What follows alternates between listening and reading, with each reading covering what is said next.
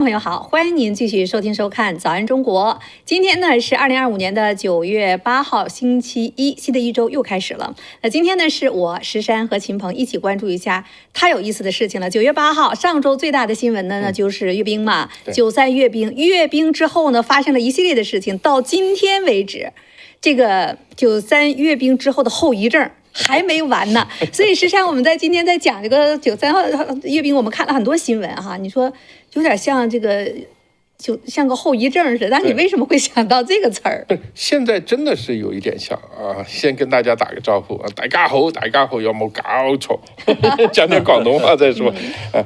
现在中国是这个，你知道这种阅兵啊，它不是通过逻辑来理性的东西，它阅兵从来是这样。它就是一个情绪，一个，不管是你让你自己很激动也好，让你很害怕也好，它就是通过一种情绪的东西来表达。所以到了中国呢，其实现在有一点，我说实话，这个有一点什么呢？有一点全社会的歇斯底里，真的是有点歇斯底里。这个感觉是，这个往往一个社会进入到这样一个状态，你就知道要出事儿。要出事儿，要出啥事儿呢？所以我们今天会一起好好的去聊一聊哈。那其实呢，秦鹏，我们刚才也在讲这件事儿。我们为什么我说叫后遗症？9月3号当天视频的时候，我们一共做了两段3-4个小时啊，一直给大家讲解这件事情。结果呢，第二天大家就记得就是这个器官啊，长生不老的话题。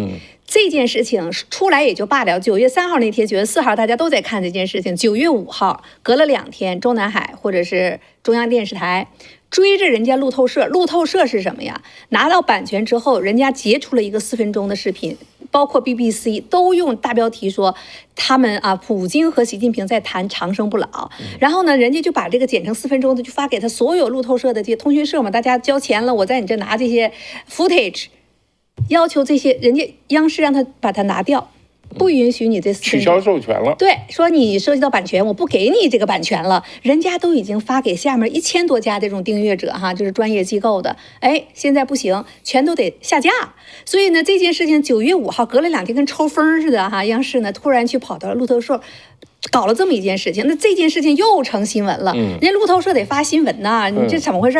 我们做媒体的都知道，一旦我做错了，我要做出声明的，我要纠错啊，哪件事情我说的不准了，然后我要保持抱歉，同时呢，我要知道我进行更正，那是非常严肃的一件事情。因为新闻嘛，你就要以真实为基础，你假的，咱们大家聊什么呀？根本没有基础了。所以人家路透社也害怕，路透社也发了个声明，说你看。我们所发布的一切呢，都是数据正确的，人家捍卫我自己的这种真实性的，但是呢，他确实是要求路透社也不敢呢，你这是版权侵犯，打起官司来，人家觉得没必要，说你都删掉吧。所以你在油管上现在去查一查的话，路透社的删掉了，但是其他的媒体，包括凤凰网这些还都没删掉，都没删。那你说这件事情不就是5号就开始追这件事情，到今天为止，你知道发生什么吗？石山？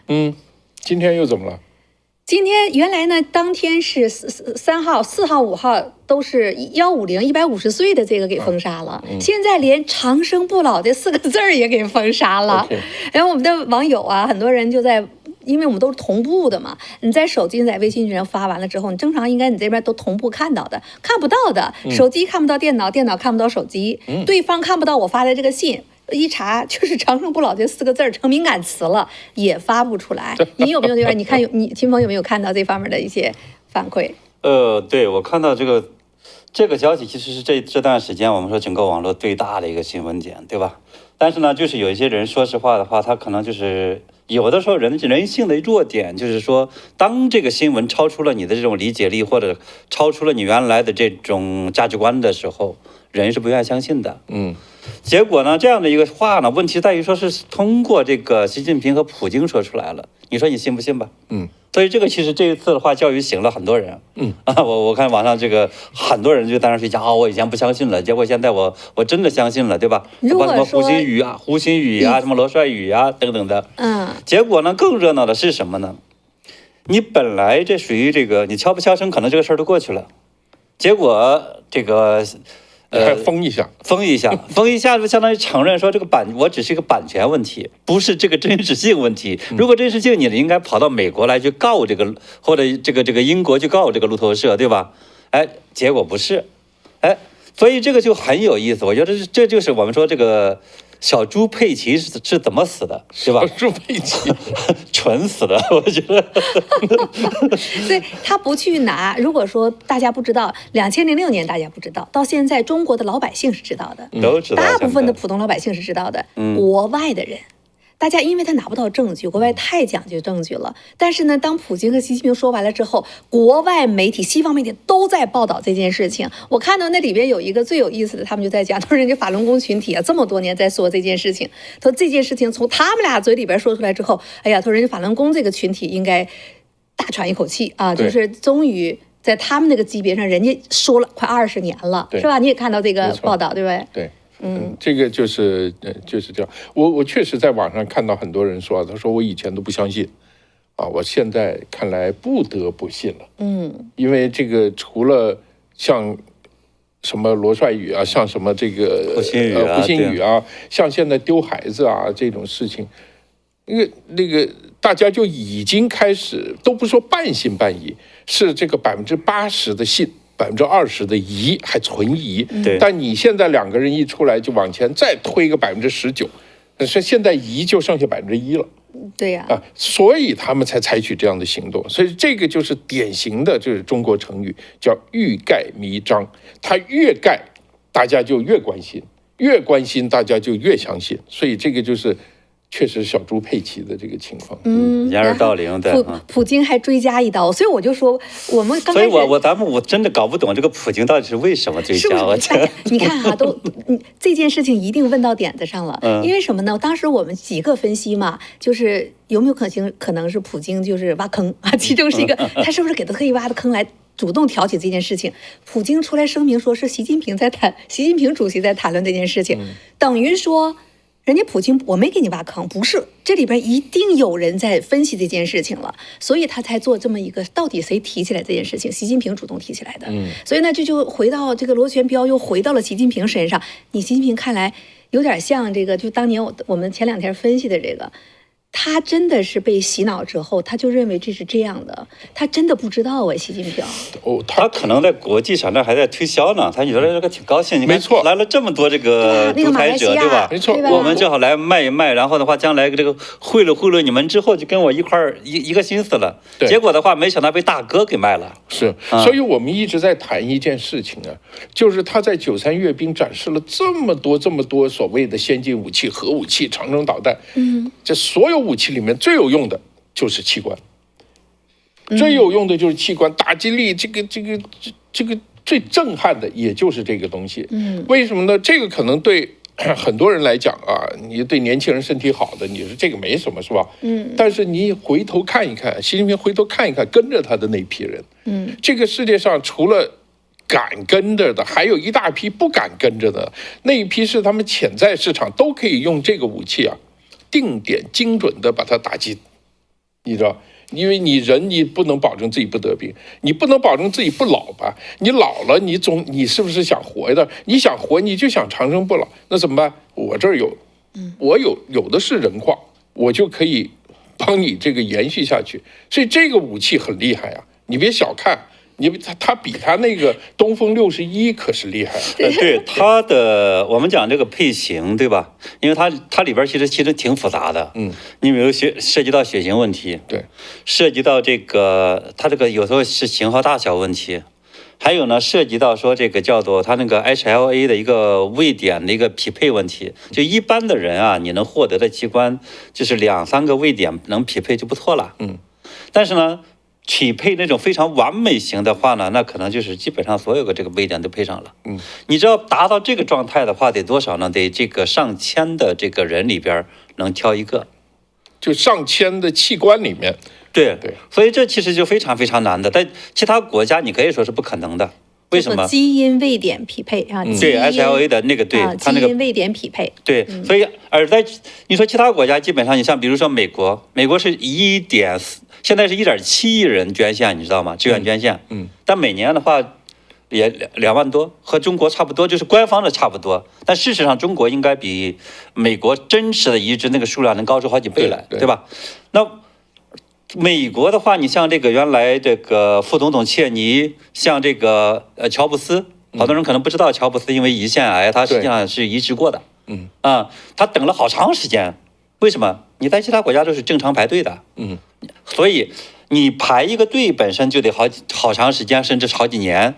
然后呢，你更不用说你还得匹配的特别完美。对。但这个像中共这种独裁政权里边，他不在乎啊，他可以说按需分配啊，对吧？你需要的时候，啪找到那个最合适的，然后那个人就不知道怎么就去医院了，然后的话就什么盲肠癌呀、盲肠那个手术啊，或者是因为一个什么感冒发烧的，结果就 game over 了，然后那个器官就没了。对，我有个朋友，他就是肾有问题，在美国他是个华人啊，在美国他的肾有问题，结果呢就不行了，就是一定要移植了。他还好，他就坚持不回中国去配，他就在美国登记。在美国登记，他要回中国呢很容易，随时就可以，对，很容易，交钱就行了。对，但是他就坚持，他说不行，我不能回去，就是这个感觉像你杀了个人似的。他就在美国等，结果他是可能就是因为他这一个念头啊，很善良，超级 lucky。就是他只等了6个月。就给他配上了。美国正常得3年。对，他为什么等到6个月配上呢？就是你说的这个因素。就是有一个人呢，他愿意把自己的肾捐出来，捐给另外一个人，结果呢，在临床的时候就配不上，就是有这个问题。最后就查跟谁配的最好，就跟这个华人，就是我这个朋友配得上。当场就把他赶快说，你赶快来，有一个绝佳的一个跟你配的，他说赶快去以后马上就配好了以后就手术也很简单，对他们来讲，这个就做完了。他现在很好。几年了？已经我想有7、8年了。然后这个。他还开玩笑，他说我现在已经不是纯的华人血统了。我现在我有一个肾是美国肾了啊，我是混血了，现在就是他这开玩笑了，他就这样讲，但是他真的是 lucky， 就是你说的这个，因为这个整个一查跟他配的特别好，就赶快把他。基因位点，学个词儿叫基因位点匹配，就刚才说的 HLA。然后这个呢，就是如果在美国，因为它的人口基数比较小嘛，能够捐献的人也就1亿多。但是在中国大陆呢，按照中共的这个体制下，它等于说10亿人呢，它可以随意的在这里边去选择。他还那个你愿不愿意自愿捐献，都是自愿捐献。中国志愿捐献号称是700万，但是呢，这个就跟张老师讲的，那好多人，你不自愿捐献，也按照这个需要的时候，党也把你给志愿捐献了。是在美国是这样的，你看我的这个驾驶执照上还有一个新的啊，他就问你，他说你要不要？你有选项，你要捐献和不捐献吗？对，你有2个。在中国呢是这样的，他也不用问你。全都是，就你只要不直接到那个地方说我不捐献啊，他就默认你是捐献的。现在是现在变了是吗？反正我当时看那段时间说这个华为手机或者反正有个什么东西，好像就他刚开始不知不觉就把你给自己就给捐了，好像。不需要，现在是默认，你不去公开声明，你都是默认。尤其是学校，现在年轻人。我天，我觉得学校最可怕。对，学校非常可怕。你说把这个孩子送到学校去受教育的，对吧？对。结果的话，好多小孩好多这个大人的话，学生莫名其妙的就被捐了。甚至前一段时间，好像广东是哪儿的有一个，那个妈妈出门了，好像，结果2孩子在家。结果这个强制街道还是哪儿的话，去给人家小孩强制献血去了，我天！强制听着我都毛骨悚然。你说你在中国你还能怎么着？所以我看到这2天大家网络上都在讨论这件事情。你刚才那个比喻，我觉得很好我们一说阅兵都是热武器哈，这高科技。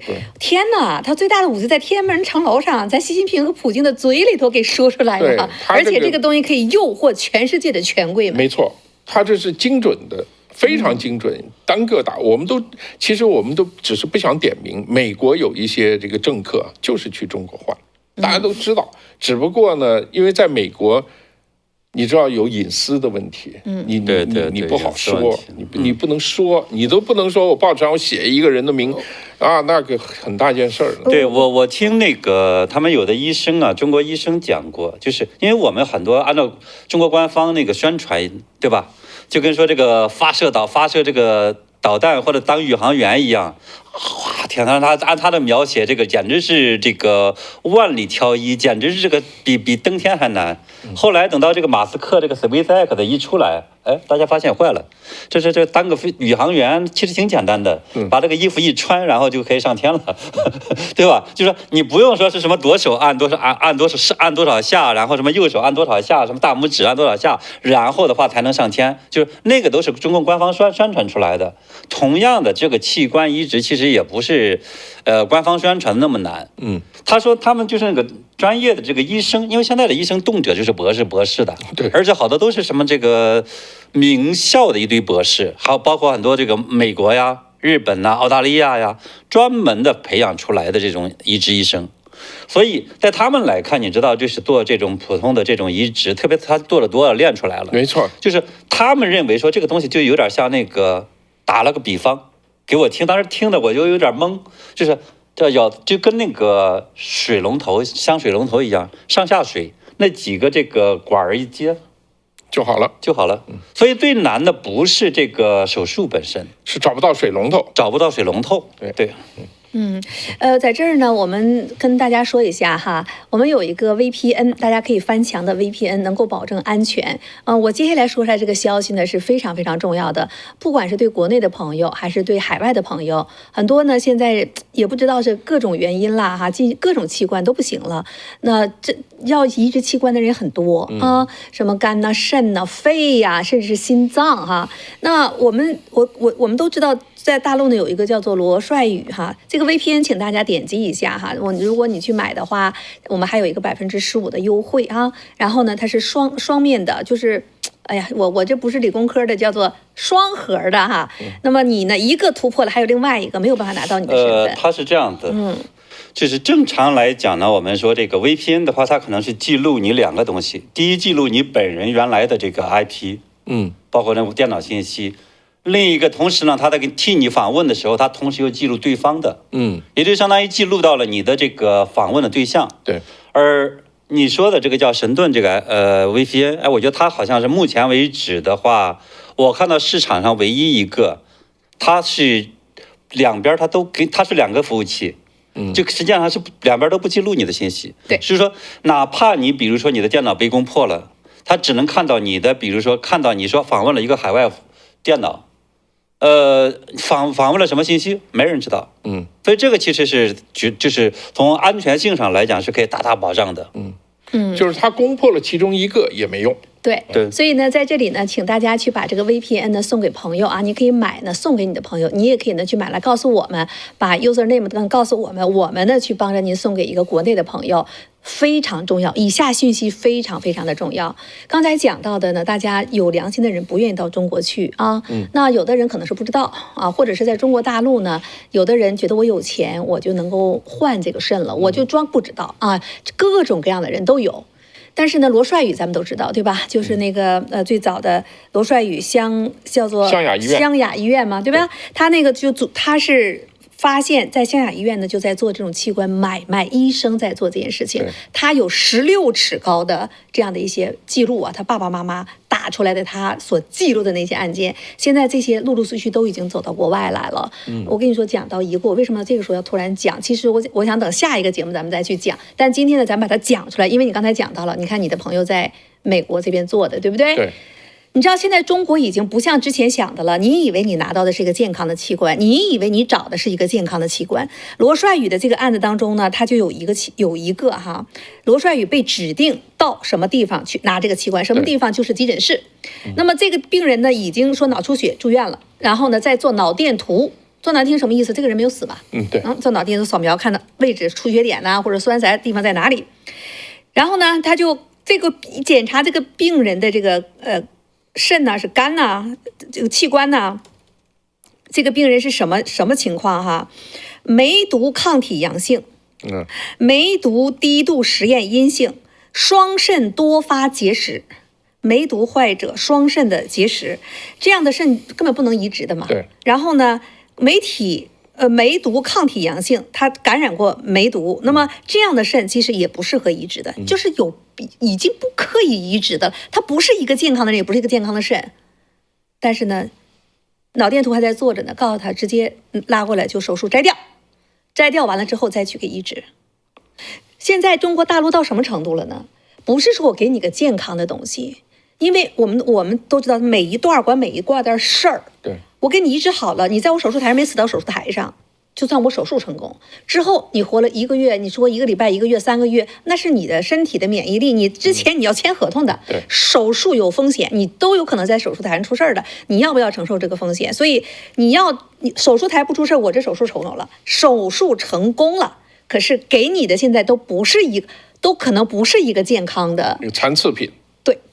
残次品，就是罗帅宇还被指定的，他就是主刀的手术师，他是实习医生嘛，你得主刀，你把它拿出来那边有去再去进行移植给那个受体啊，这是供体活着呢，供体的这个根本不健康。这个罗帅宇是被逼的，他不想做，受不了，所以他才把这个东西不断的录音、记录、通信，他全部都累积下来，最后这个年轻的医生也失去了性命。所以今天中国大陆的这个地方，你已经不是说你去错了，他给你挑一个好的什么器官，都不是的，已经到了什么程度了？真的是我这么说你能相信不？所以现在有很多的这个罗帅宇的这16尺高的这个很多的他这个案件的记录啊，已经开始出在海外了，我们会一点一点给大家曝光出来。所以今天一个人没有善念呢，你不想别的，你也不想这个供体是哪来的，你还跑到中国那儿去，给你的都不一定是好的。你说你说这个是让我想起来另外一件事，我当时不是很明白，我只是有一点感觉有点诧异，说为什么说这个话？现在我想起来了，就是你知道有一个调查的有一个录音，这个医生啊对来调查的这个人或者是冒充病人家属去问这个医生的时候，这医生说了这么一段话，他说啊，你给的钱够，我可以帮你找关系，保证找一个非常好的健康的器官。当时我的疑点是，难道你还给我找个不健康的器官吗？当时我理解这句话就是，那大家买东西都买个好点的嘛，那每个人的身体状况不一样，他就是有强有弱，我只是理解到他要一个好的。对。但是你今天要这么去讲的话，那就真的有不好的，不好的也可以做手术。对，而且你不好的，我手术下了手术台1个礼拜死了，你跟我手术没关系，我让你下了手术台是活着的。到了手术台之前的这一段过程的钱，你必须要交的。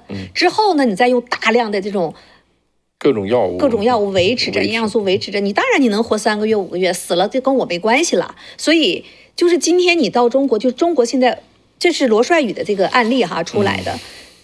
你觉得你相不相信罗帅宇的这个记录？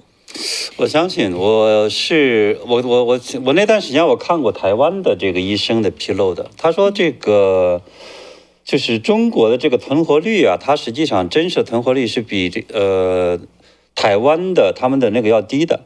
那当然你要这么一解释，大家就明白了为什么低。它并不是说是因为这帮这个接水龙头的水平不行，它恐怕就是在这个过程当中，它是。也许有些就是协和这个什么伪出来的医生，对吧？也许的话，就是因为他给你这个药或者给你的这种东西它是假的，甚至呢给你的这个器官，它可能就是一些残次品，谁知道？没人知道。反正他的这个想法就是说，你只要不死在我手术台上，不死在我的这个医院里边，那 OK 就算成功了。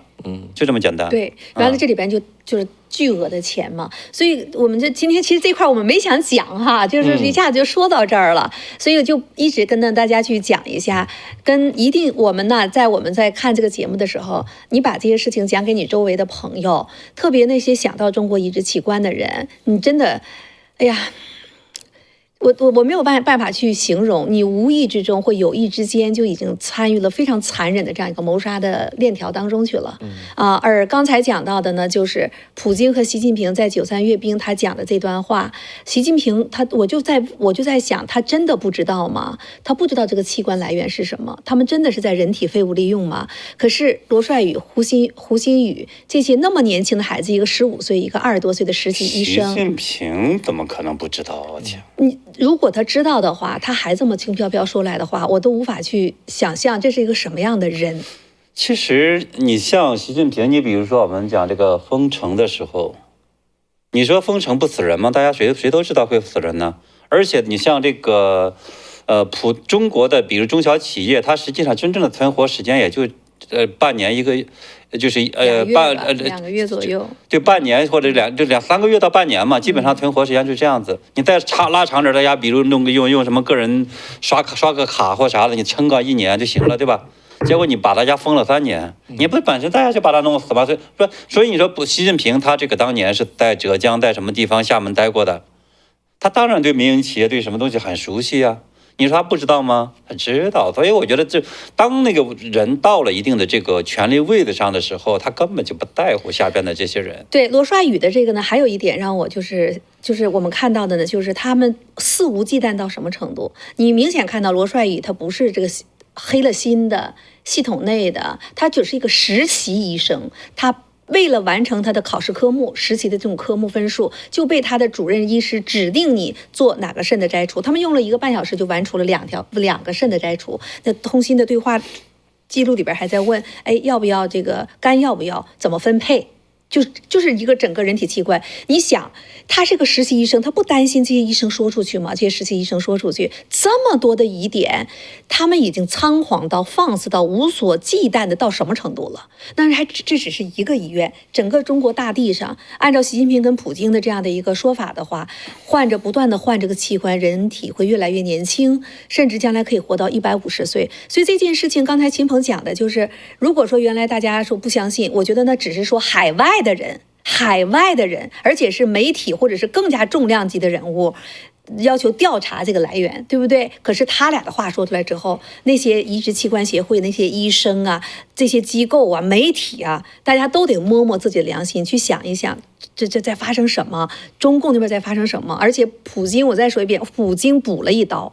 普京说是习主席谈起来这个话题，所以他也在撇清干系啊。这习近平自己，所以我这个9·3阅兵啊，我今天在讲，我就觉得冥冥之中自有天意啊。他最大的武器，最大的能够勾引别人的这个利益都在这里边。结果从习近平最大的败笔恰恰也发生在这，对吧？而且是从习近平嘴里边说出来。你说要普京递个话，你说也就罢了，你说他这个脑子，所以我就听这怎么？实际上我今天我就觉得他要不到这个程度，我估计啊，中宣部也下不了这个决心，要求处理。要是一般的事情啊，他这个明显，你们说你的，我做我的，对，中共怕什么呀？这个明显是丢面子的事儿。对，你难道不知道你管人家要，别人会问为什么呀？肯定就直接问你一句，你说没为什么，我就是要那个，那别人也会谈，私下谈，会在媒体里面发酵各种各样的。反正现在中共就咬死了最后那一点，就是说我只要不让你拿到 hard evidence， 你就拿我没办法。他就这样，所以呢，移植拿到 hard evidence 又怎么样？64那个有没有证词？那个叫什么来的？他腿都被坦克压的那个方正嘛？哎呦，对呀，那方正照片本人都在这，他到现在他也死不承认呢，他没杀人，没开枪啊。他说坦克没压过人。对呀，对，是吧？那你说，活摘器官，这个人死了之后都给烧成灰了，连你的骨头肉都给制成人骨粉了。你到哪儿拿他的证据去？对，所以这件事情，他现在再去找，他也知道这件事情一发酵的已经是害怕了。也有的人说，搞不好这就是他们故意的让他发酵2天，再把它拿回来。这各种说法。有可能下边办事的人，你真的不知道现在的这些2天嘞都什么想法，是吧？3号嗯晚上就开始出现这个了，9月3号阅兵当天晚上就开始出现了，4号已经第2天就头版头条了嘛，那天对不对？对，咱们是连着做了2天，4号咱们就说的这件事情，5号他就跟人家要，说你把那个你没有版权，你全都给我撤回。完，路透社还发表声明说这件事情到今天还在发酵之中。现在就是说你拿回来那个，其实他这个做法是没用的。这些人都下载了，别人都看到了，电脑里都有了，整个全世界都看遍了，对吧？对，看遍了。你现在拿回去，你有什么用啊？实际上，我今天看这段的时候，我真的就那种感觉，这就叫败相吧。这就叫败相，有没有这种感觉？有。哎呀，冥冥之中自有天意。总的大家说天意在哪里？大家有没有感觉这冥冥之中自有天意？哈，这是习近平本人啊，93阅兵的后遗症还在这爆发着呢。咱们再说另外一件事情，这也是特别有意思的，是武汉大学。武汉大学呢，这不9月1号大陆开始新生开学了，然后呢，他的研究生院就开了这么一个新生开幕式。开幕式呢，他就拼出来武汉大学的那个 logo 啊，然后就在那个用人嘛排字儿排出来，那个椅子都折叠椅，白色的那些椅子上呢，它就是你要穿红色衣服、蓝色衣服、白色衣服，它要坐不同的位置，你才能把这个字拼出来嘛。所以呢，它有蓝色的标志，有红色的标志，还有白色的标志。那你一看你就知道啊，穿红色衣服的你就坐到有红点的这个地方，穿蓝色衣服的你坐到蓝点的地方，那白的地方你随便坐，大概是这么个意思。结果我们可以让导播去放下这个照片，你看，这个变成了这个样子。你一看这个照片什么感觉？对，什么感觉？秦鹏能看出啥？你这个东西不能琢磨，你稍微一点，大家就会去想说这个确实像日本那个国旗是吧？对，所以这件事情呢，你说你别琢磨，那中国大陆人不但琢磨了，人家琢磨的还很厉害。然后呢，这个一下子就冲上热搜去了。那些网民们呢，直接就在问武汉大学说你什么意思？刚刚阅完兵。你们这么点政治敏感性都没有吗？你这满椅子上的、满场地的整了个日本国旗，你干什么呢你？这就开始了。这就是我说的歇斯底里，全社会的歇斯底里。你知道这个过程当中还有一个官媒也下场了，就是河南省宣传部的这个主管那个网站叫做大河报，大河是河流的河，对，大河流的河。结果的话呢，他就对这个武汉大学，因为这其实武汉大学的这个级别人家也不低啊，对吧？人家武大是非常好的，人家也有政治级别的呀。结果的话，他就对武汉大学发出了灵魂3问：一，这个纪念抗日战争胜利80周年活动刚刚结束，武汉大学为什么出现这样的工作疏忽？上纲上线了。第二，既然标签有不同的颜色和形状，为什么一定在长方形的白色椅子背上呢贴圆形的红色标签？对，没错，对吧？第三，灵魂发问，多椅标签灯艺是没注重细节，还是没守住民族大义？哎呦，我天，你这怎么解释？我这个所以我觉得这个武汉大学肯定是他应该加第4问。我来帮他想啊，你到底是工作疏忽还是刻意为之？哎，没错，就这意思了。对，哎呀，然后你看那些网友，你至于党中央，至于党中央，你置中国人民的感情于何地啊？这个东西啊，这个只要经过文革的人，信手拈来，可以说一大堆。我告诉你，对。所以这些不光是他了，刚是冲上热搜的时候，先是网络上这些你说是有心的无心的这些网红还是粉红的，他们也是灵魂发问呐，那真的是在问呐，说日本间谍渗透了吧？又是樱花，又是小红圈，又小红圆，又大白旗，这问题可不一般呐。都有1万种方案，他偏偏选了一个日本旗的方案，然后不是小粉红，但武大这个事情做的真的令人窒息，把985的这个身份让出来吧，他不985吗？211嘛，你不要当985重点工程的大学了啊！然后汉奸啊，直接骂他说敏感度太低了，就没人觉得不对劲儿吗？然后呢，这是9月5号嘛，然后就冲到热搜了，这武汉大学受不了了，就赶快呢在他的学校的网站上就做一个声明，刚开始做了个声明，后来又出来道歉，是怎么回事呢？他们就是刚才我说的，人家就排嘛，然后呢，他们去年也有，但是呢，去年的时候这个红的呢，没贴在正中间儿，贴在个椅子边儿上，它就显得好像没。今年工作比较认真，结果出事儿了。去年也没有阅兵啊，对，也没有阅兵。而它其实那个椅子有好多颜色，还有什么蓝色，还有那个标签也有好多颜色。那专门就在这个地方。但结果人家这个发出来的照片就发出来这个东西。哎。然后这件事情呢，就日本骑椅子就冲到了中国热搜上，再加上大河公报的这个大河报的这个，我觉得也很好玩。他这个灵魂三问加上你的灵魂四问，完了人家也被人家灵魂三问，对吧？那网友就开始问大河公报了，大河报也出事了，大河报也开始9月8号，我看那个大河报也出事了。9月8号就是今天啊，对，结果那个他就是有一个这个公众号也对大河报这个灵魂三问，对说。大河报的大河为什么和大和民族的大河同音？背后有什么深意？对。二，你们红底白字的 logo 为什么这么像一个日子？因为它那个确实有点像。既然图形有各种各样的组合，你们为什么是不是这个别有用心啊？三。你们是否彻底忘记了侵华战争里的国仇家恨，还是呢想潜移默化的美化小鬼子的罪恶行径？说得很好。我们可以继续发问：人民日报的日，你为什么要用日？为什么不叫人民报？你为什么不叫人民报？为什么要加个日字啊？然后你们当初选这个国旗的时候，为什么非得选个红色啊？为什么不选一个黑色、蓝色？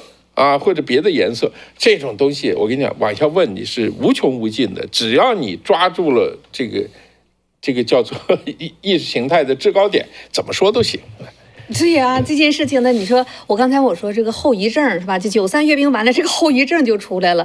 你说，如果说去年也有这个事情没有，但今年就开始出现了，你说这是不是93阅兵的一个后果？也有，去年也有。我记得那个农夫山泉。就被人说，对，农夫山泉那个盖儿是红的，你为什么搞一个红的啊？你搞个红的又是个圆圈，你这不是日本国旗是什么？是，对吧？对。还有他那个农夫山泉的画，是上面有个太阳从山里面升出来，那个太阳也被拿出来做这个，是不是啊？你像这个。以前我们说毛主席是我们心中最红的红太阳嘛，对不对？对。你这话什么意思？你难道说毛主席是这个日本鬼子吗？你这种东西简直是你永远说不清楚的。好多事情不能够在这个细追究，对吧？这个叫做什么呢？这种断章取义，或者是叫做这个上纲上线。只要想上纲上线，你任何一个东西都可以把这个事儿很快3句话不超过，绝对把这个对这个大帽子厚实实的就扣上了。我给你讲一个最日本化的东西。习近平参加阅兵的时候穿的那件衣服，大家叫中山装，其实是日本的学生装，是孙中山当年在日本留学的时候，用日本的这个学生装改的，然后他号称是中山装，也就是它来源最早的国民党成立，它的党部都是日本。同盟会都是在日本的，所以他那个衣服就是一件日本衣服。所以大家有没有人问，全世界都穿西服，凭什么你一个人非得穿那个日本服在那个地方阅兵？你对我们这个死去的3000万这个同胞，你抱有什么样的感情？我们都可以问，我现场就可以找一大堆的东西，就可以发出灵魂1万问。对，那些你看那个领导的话也可以被问，对吧？因为你知道中国领导人最喜欢的车是什么吗？日本车嘛，日本 Scout 嘛，就是那个他那个很棒的那个巴士小巴，几乎全部是坐这个车因为那个好像就特别好开，好像对。然后呢，你知道这个央视这一次拍这个大阅兵都用了什么这个摄像机吗？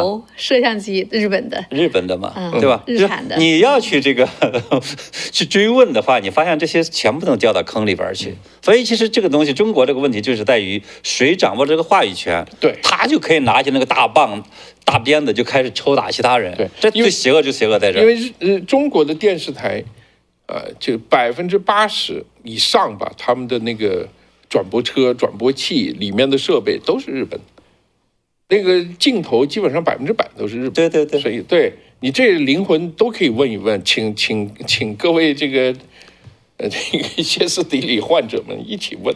所以你这个就跟当时的文化大革命就很像了，杀人诛心呐。没错啊，我记得我看那个文革的他们一些回忆录，就当时非常荒唐嘛，就跟现在这个很像。是你说一句话你不知道，他在这洗衣服、洗衬衫，就在劳改场，然后呢洗衣服嘛，俩人聊天嘛，在这洗衣服呢，他说搓，他说哎呀这衣服吧领袖最脏。他说领子和袖子最脏。对吗？领子和袖子最脏。确实领子和袖子最脏，对吧？这是脏啊，那你看嘛，你就得多搓一搓嘛，然后马上就给告了。就这种，这不就杀人诛心吗？就跟这个不一样嘛。没错。所以我觉得我看到这儿，我真的，刚才我们的这个观众说中国式的幽默，笑死！你是幽默笑死，那在中国这可不是幽默，那是性命关天的大事儿。哎，你说性命关天啊！我父亲有个朋友，他那个文革之后他平反，然后回去也到我们家，他讲的，我当时听的我还小啊，听着觉得不可思议，我在那哈哈大笑。他就是同样的事儿，他就是打扫房间，结果一不小心呢就碰掉了东西啊，一个毛主席像，就是那种你知道半身的那种一个像个铜像似的。我们小时候家里有白色的有白色的陶瓷的，对啊，陶土的那种白色的。他有一个像，他一下就当就掉下来就摔碎了。完了，原因是什么？他害怕什么？因为他出身不好。出身不好，你说你干这个事儿，你不是就是这个叫恶公罪。以前文革有个叫恶毒攻击。恶公罪，这就是以文字狱或者是叫什么？对，你这个，所以他当时吓瘫了，话都说不出来了。但是呢，有一个跟他一起干活的那个人是个好人，他是3代贫农，出身特别好，一看就跟他说：“你别怕，你别慌，他这个尿都下出来了，你别慌，你就说是我做的。”天哪，这种情况的话，你这个人很厉害，这人了不起啊，对啊。后来被发现了以后，就说是谁呀？是这个人，他们家都是贫农，都是这个苦大仇深，出身特别好，所以大家就把他教育了一顿。他说是，哎呀，他说这个以后要小心，他就把这个事给抹过去了。但是这件事没出人命，要不然就是出人命的。你想，非常可怕的。这就是中国在文革时期，就是到了歇斯底里，你知道那个红卫兵下去以后，见到一个人走过来，农村呐，走过来，皮带啪就拿出来了。出身，首先问出身，就贫农，好过去。血统论啊。出身，中农，啪先打一遍的。如果你是个地主，可能就当场就群殴给你打死。那个就是整个歇斯底里大发作。现在就是中国现在有点接近那个味道。他前段时间还有一个好像个什么人在那儿号召大家要把这个称呼改一改，改成同志。所以现在的这些什么称呼的话太这个了，没有革命性，也就不适合改成同志。回到毛泽东时代呗。但是回到毛泽东时代，你要真称同志的时候，可能又出现问题了，就跟石山老师讲的一样，对吧？小铜头皮带一亮。说你这个对面说你来了，高杰问我说同志，我就得问你说，哎，你什么成分你敢称我同志啊？对啊，你真是我们同志，你是不是资本家？你还是小业主，你还是这个资本家的狗腿子，你是不是汉奸？我先查了，要不然你说我同志，我也得先揍你一顿。跑到疯人院里头的这种感觉，我的天！你说这有理没理啊？这没法讲啊！你说我那次看了那个，就是中国有个叫王志文的那个演员，对，他是演了那个电影。那天我也没留意，我只是晃了一眼，我觉得特别逗。他精神病院院长那个。对，精神病院院长那个人报告啊，这个什么瓦西里同志报告，我那个德军已经从什么攻上来了。这个精神院长就王志文，那就演，他没有说你神经病啊你，他肯定不会这样说，是吧？因为那个就是神经病嘛，他就跟着什么谢尔夫同志，请你继续观察，你要埋伏好，注意自己的安全，有情况随时向我们这总部汇报。那个人敬了个礼，转身就走了，然后旁边人那人陪着演戏。对，陪着他一起演戏。现在中国有一大帮人是真的歇斯底里，就是精神病；还有一大帮人就要用这帮精神病；还有一大帮人就是陪着这帮精神病一起演。我说现在中国就是这样，整个一个歇斯底里，我觉得挺可笑的。今天是9月8号，是吧？你这样说到文革，下面这个叫什么麦克 Zoom 啊？你好像挺红的，是不是？他说文革才10年，你们聊了几十年了。来回应一下。文革才10年了，我们聊了几十年。如果你的腿被别人打断了，你会聊多长时间？你会记多长时间？中国人是脊梁被打断了，我们难道不应该聊吗？而且文革对中国文化的整个摧残的，那真的是这种我们说是深入到灵魂深处的，对吧？那个抗日战争才8年，南京大屠杀才1个星期，你聊那么多年干什么？没错，这话怎么能这么问呢？是吧？这个是非常有意思的一件事。下面这个叫做Melanie Mai， 我们国内家人100%是反党的。即使如此，他们都不相信这是真的。他们看来这太疯狂了，可这就是真的。所以 Melanie， 你可以呢去找一下这个罗帅宇的这个网上，看看能不能找到他的所有的那个记录的材料。现在他爸爸妈妈已经全部被控制了，但材料呢已经到了海外，我们会一点一点把这个呢给曝光出来。太残忍了，确实，习近平这一次说话，难道？为什么国内封杀？就是因为他们发现了这件事情闹大了啊，就不得了了。你刚才说到这个文革呢，这个麦克 Zoom 说石山好，喝酒也对啊，还不错。把我们这位比较红的朋友呢，就是给这个有所说服，对吧？我是建议大家重温一下，看看当初一部演得非常好的电影，叫《芙蓉镇》。哎呦，那这个姜文和刘晓庆演的，大家去看一看那个电影，这认真的看一看那个电影，那是非常我觉得中国的电影里面对我们这个民族的反思，对自己的反思，那个是做的还算是比较好的一个。那个片子不错，其实我觉得还有2个应该也不错，《霸王别姬》。其实有一段也涉及到了文革，把人性那个扭曲到了，对吧？夫妻反目、兄弟反目，完全是人与人之间的关系变成了一个这种就非常疯狂的那样的一个这种关系。还有一个是叫《活着》，活着可能大家得在网上找，因为那个是属于官方一直在封杀的一个片子，这可能也是这个张艺谋拍的是最好的一部片子啊。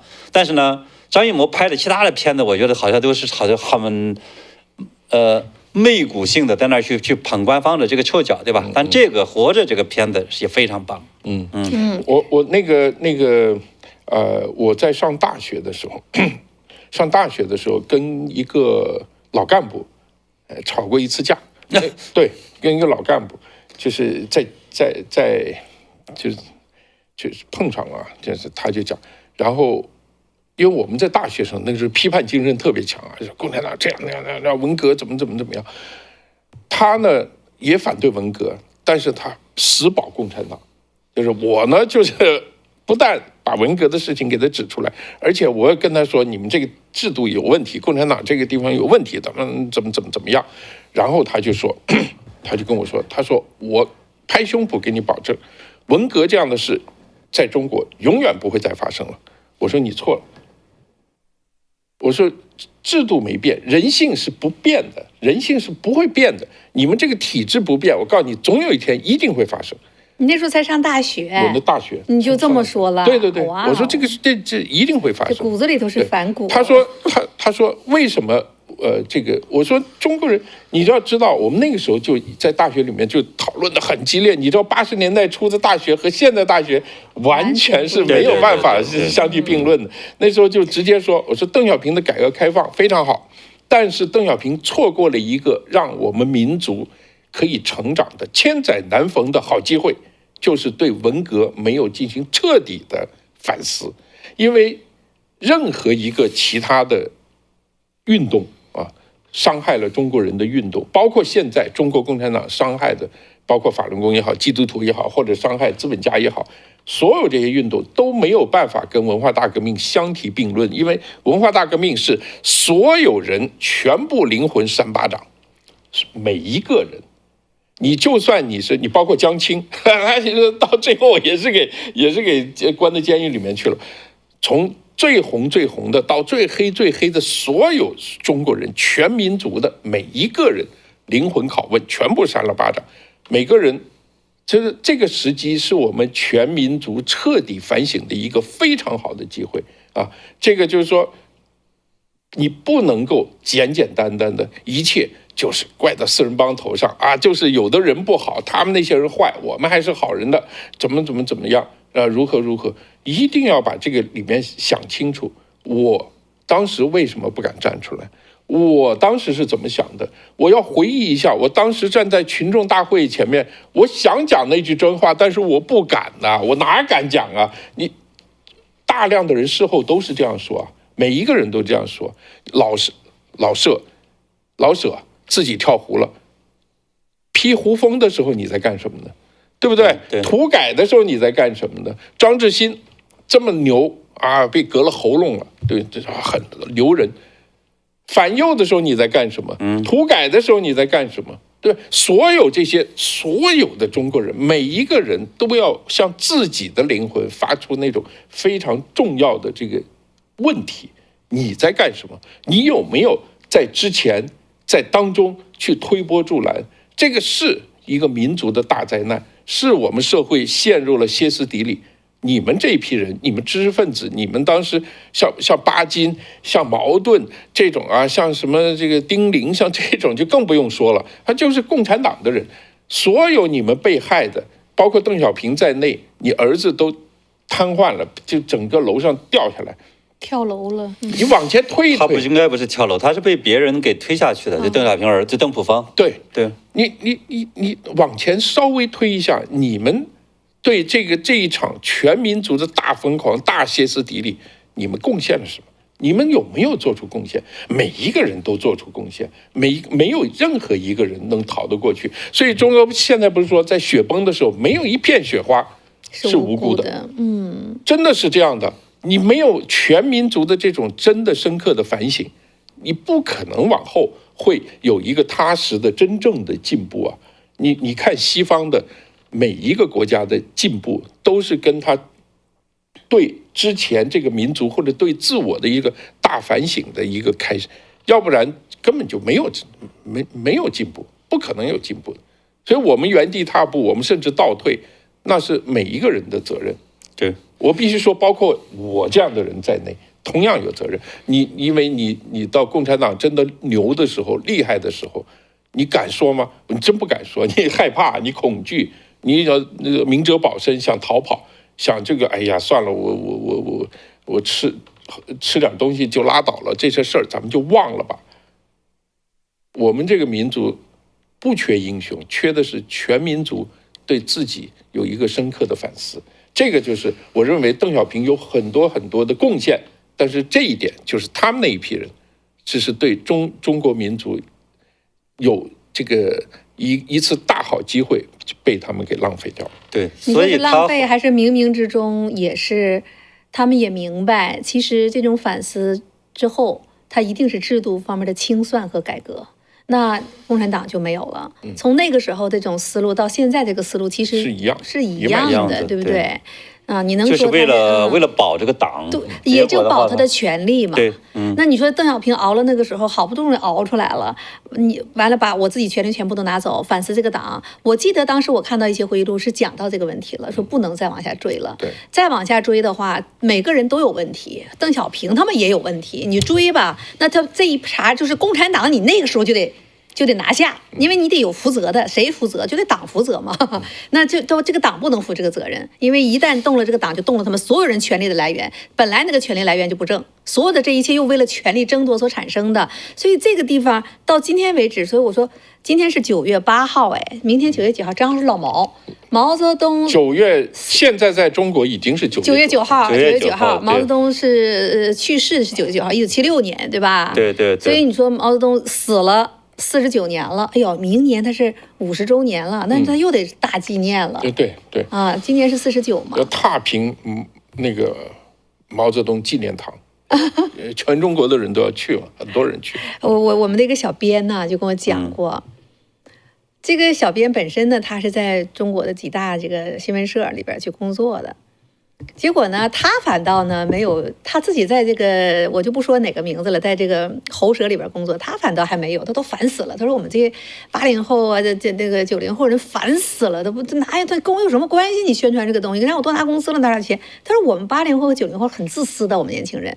他说他说他的妈妈退休之后最大的愿望，上毛泽东纪念堂去瞻仰毛泽东遗容去。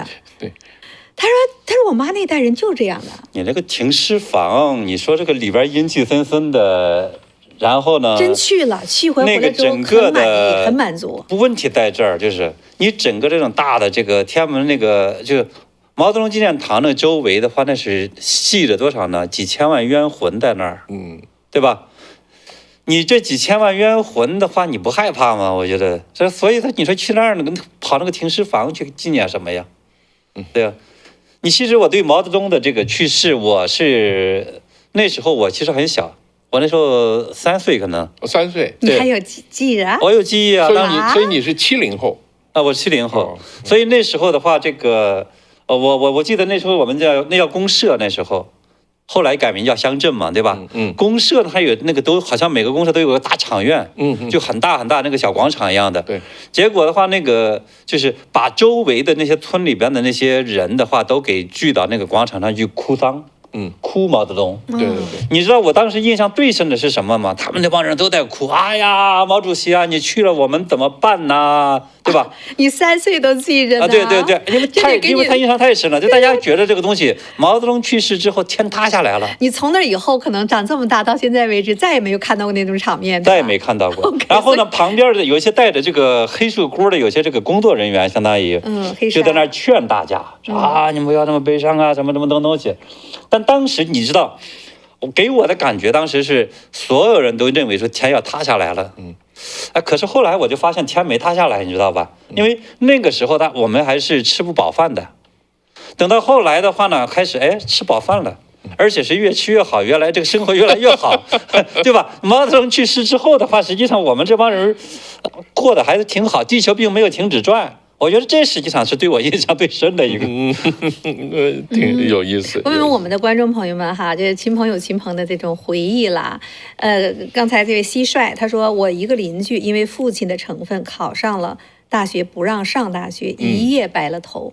你看文革这些事儿，全中国没有一个说你自己身边没有听说过这些事情的，对不对？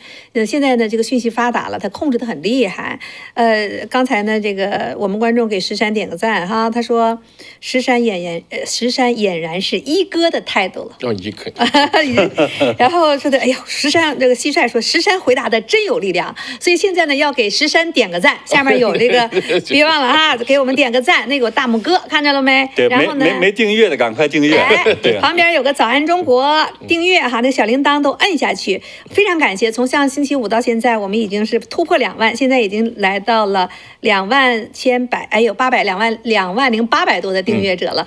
请大家帮助我们哈，我们一定要去冲破2万1，看看几天能够达到，好不好？2万1，那很快了，还剩200了啊！拜托哈，点击订阅，然后给我们点个赞哈。其实就想问问大家，你们啊有没有去？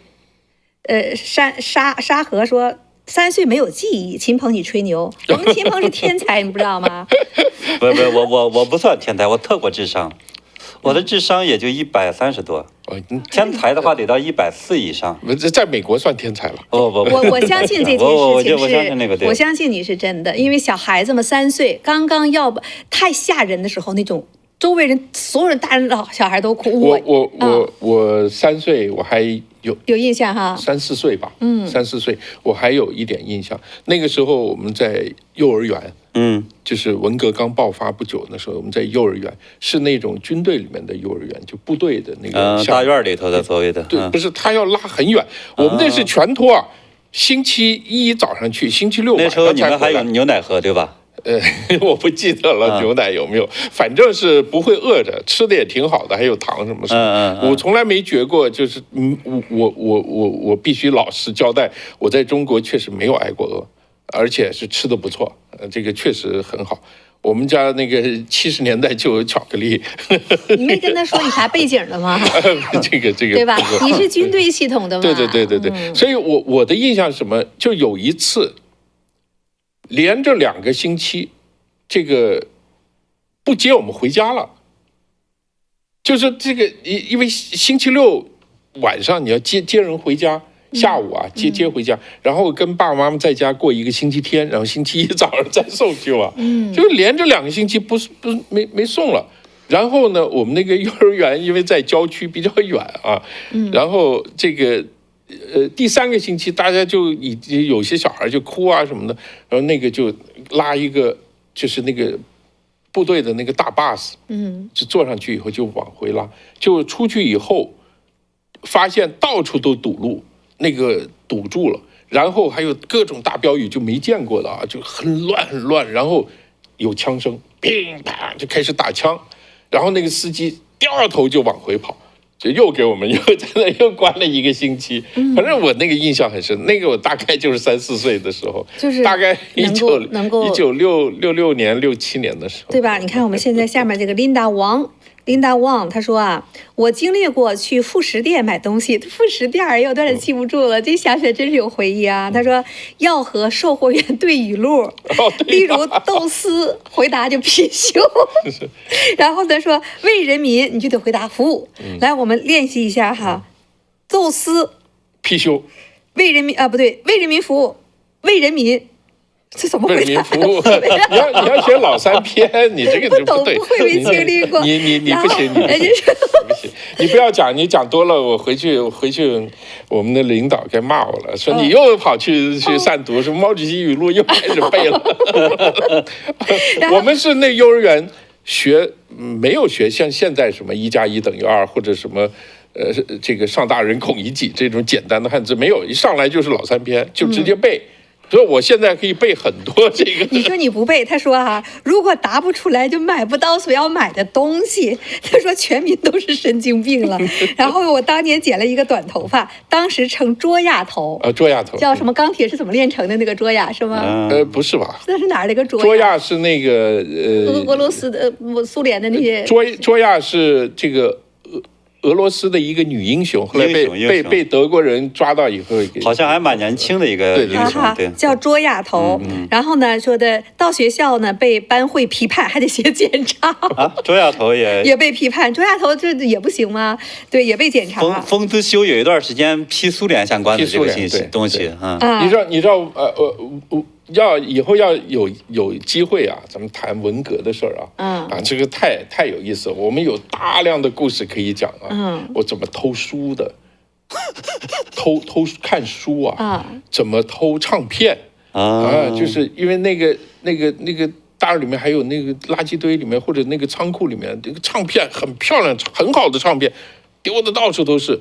那我们就偷进去把它偷出来啊，然后偷回家去放。我记得放那个偷了全版的《天鹅湖》出来，然后在家里面。到哪儿偷去呀？就是那个仓库资料库里面啊，就全部给收了。收了以后，没收之后就丢在那儿了，就没人管了。你过了1年2年，这就是根本就没人理了嘛，就去偷嘛。有书可以偷，有这个唱片可以偷，就偷啊。偷完了以后，在家偷放啊。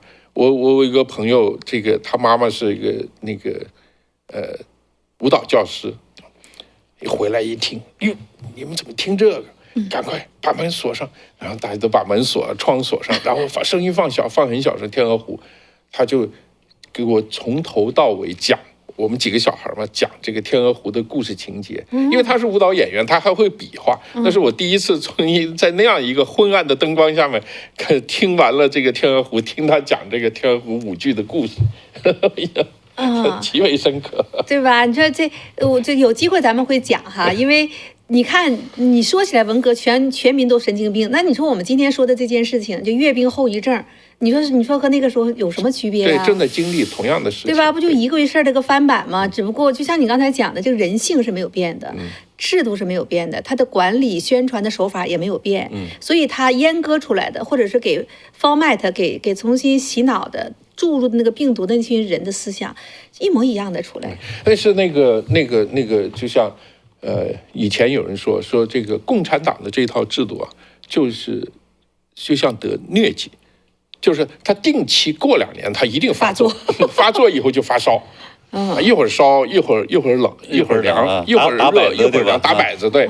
然后呢，等你打摆子的时候，你都等你好的时候，你都不可思议啊，30几度，我为什么觉得冷呢？哎呀，这个太可笑了。但你到那时候，你就不由自主，非得打摆子，你非得冷的直哆嗦。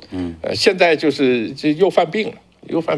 所以就是明天又是毛泽东的这个所谓的纪念日哈，就是他的死了49周年。然后呢，这93阅兵发生的这2件事情有意思吧？然后我今天呢还有一个新闻哈，我觉得也蛮有意思的，就是今天是9月8号，今天有个大事是石破茂辞职了嘛？这个周末他辞职了啊，就是日本的这个首相终于辞职了。然后呢，接下来他的自民党里边呢有2、3个啊比较可能的候选人，一个是小泉，才44岁，还有一个就是高市那个女的啊，她是败给了这个石破茂。那么现在呢，他们还要去争这个自民党的党魁。这是一个比较大的新闻。那么他们在这个议员选举的时候呢，其中有一个叫做不叫石山，叫石平的啊，就是叫石平的。那这个呢是1966年出生，然后就这位是北大你们校友北大的哲学系毕业的，我们隔壁的不是隔壁的，你是清华是吧？对，然后呢，他呢在2007年就规划了，成为了日本的公民了。那他现在呢成为议员了，他代表他们的一个小党哈，也去呢参加这个日本的这个这个管理了。人家现在是议员，已经就是议员了。现在在日本呢有不少的这种华裔啊，去了很多年，就像我们现在在美国华裔参政一样，他们在日本呢也在参政。那结果呢，就这位石平跟别的参政可不太一样啊。这位石平他是哲学嘛，他就像也要学历史嘛，所以呢他呢写了很多的文章，他其中有几本书比较著名的，其中一个呢就是我为什么抛弃了中国啊等等的这样的。然后呢他就讲到南京大屠杀呀，他的政策啊就比较就是反对和中日友好。他就反对中日友好，他呢觉得靖国神社这件事情该去就要去啊，但他就基本上是一个保守派、安倍派的这样的一个，而且他揭露中共，你比如像我查了查他这个资料，他呢就对这个对法轮功迫害这个活摘器官的事情，他是写过长篇的文章的，仔细的揭露了他这是一个法西斯的这样一个行为，惨无人道的这样一个东西。所以呢，这个人呢之前呢没有人去报道他，但是呢他现在呢，中共今天啊，中共的外交部这2天大规模的再去批判他。那出名了。就我以前也没太注意。你看我在日本还待过7年，他2007年规划，我2007年离开日本到美国。然后呢，他呢就在说哈，就是共同社的记者就问说的，你们中方哈，就是中共方面宣布了对日本参议员石平进行制裁，请问中方对此有何评论？头一天他们在那个这个外交部的这个网站上直接宣布了对石平的制裁，什么制裁他中国的资产，不许回国签证啊，所有跟他什么做生意的公司都要得到制裁，就这一套的东西。所以人家今天共同社记者就问这件事情啊，他说你有什么评论？你知道这个林健呐，外交部回答人这个男的哈，他就说石平数典忘祖，出卖良知，勾连反华势力，挑衅滋事。他说呢，他拥有中国国籍，赴日并取得日本国籍之后，大肆散布虚假信息，同呢日本的什么反华势力呢弄在一起，抹黑中国。石平呢他说我很高兴我成为一个日本人，他特别支持台湾。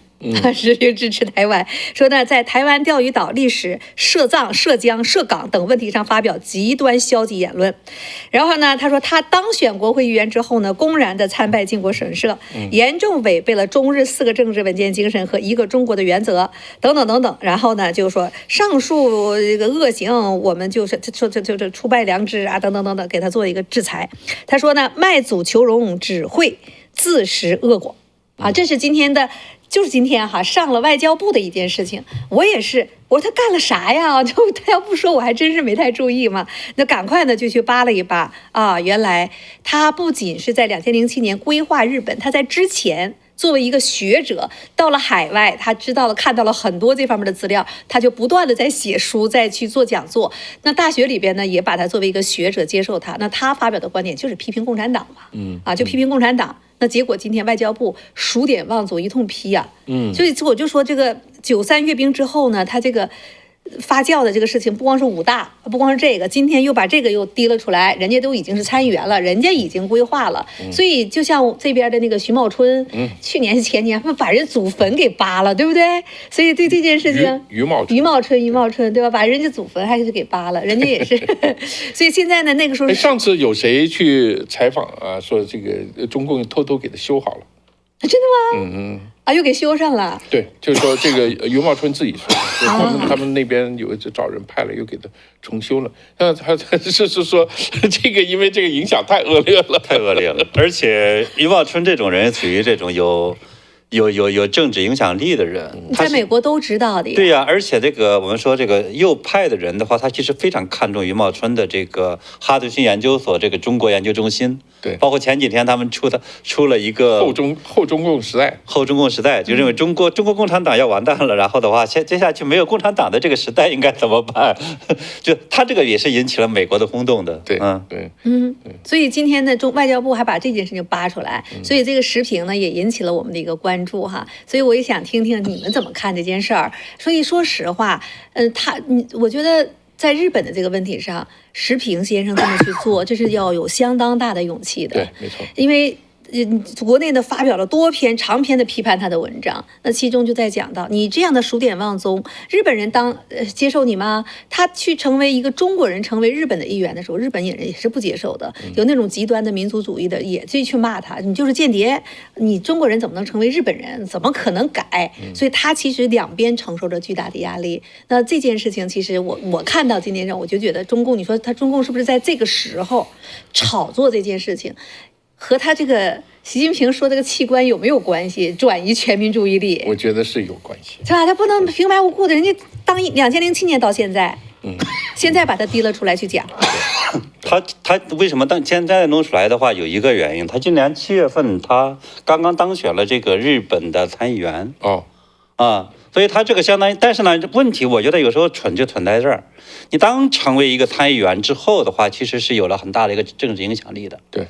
那么这个时候，你把人家给拉出来，给这个教训一番，给批斗一番，甚至要制裁，对吧？这就相当于在扩大他的影响力。倒过来的话呢，再告诉这个日本，告诉世界其他国家，说中共啊，这个是个歇斯底里的这种精神病，对吧？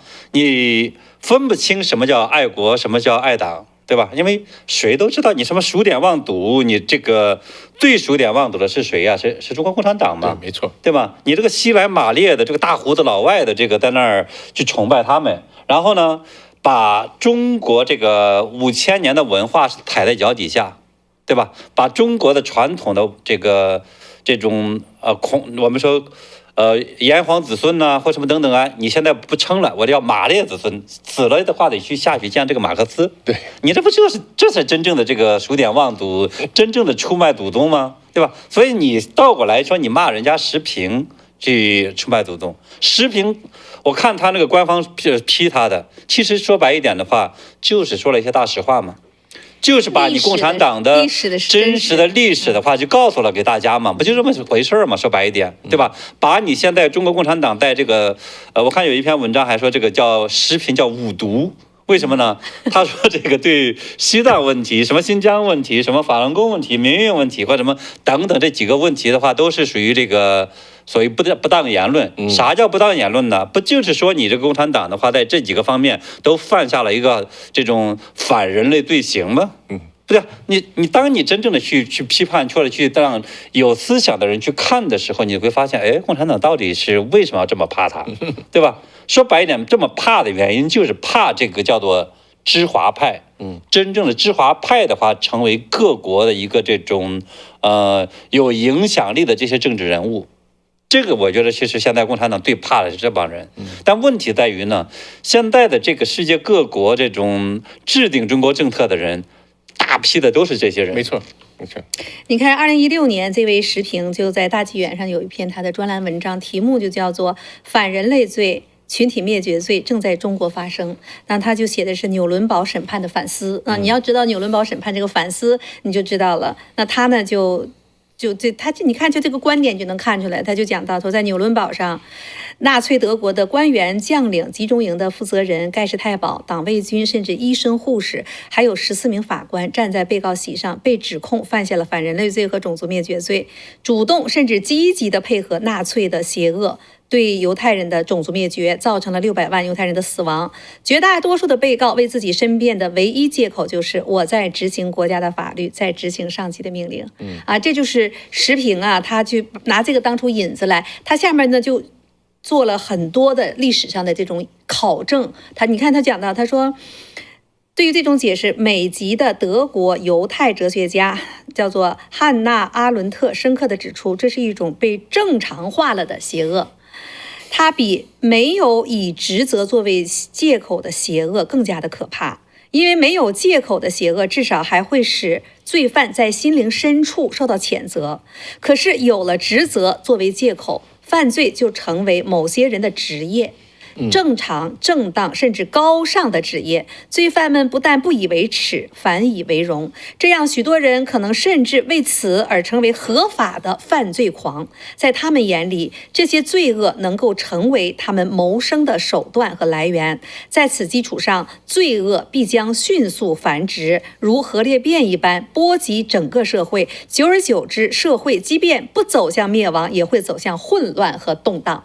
2016年，时评在他的文章当中去反思纳粹的时候，他引用的这都是历史学家他们那个年代的深刻的反思。没错，中国是没有这个反思的，德国没有这个反思的，东德没有这个反思的，苏联解体了没有这种深刻的反思的，相反他们还都觉得自己失去了他们的帝国。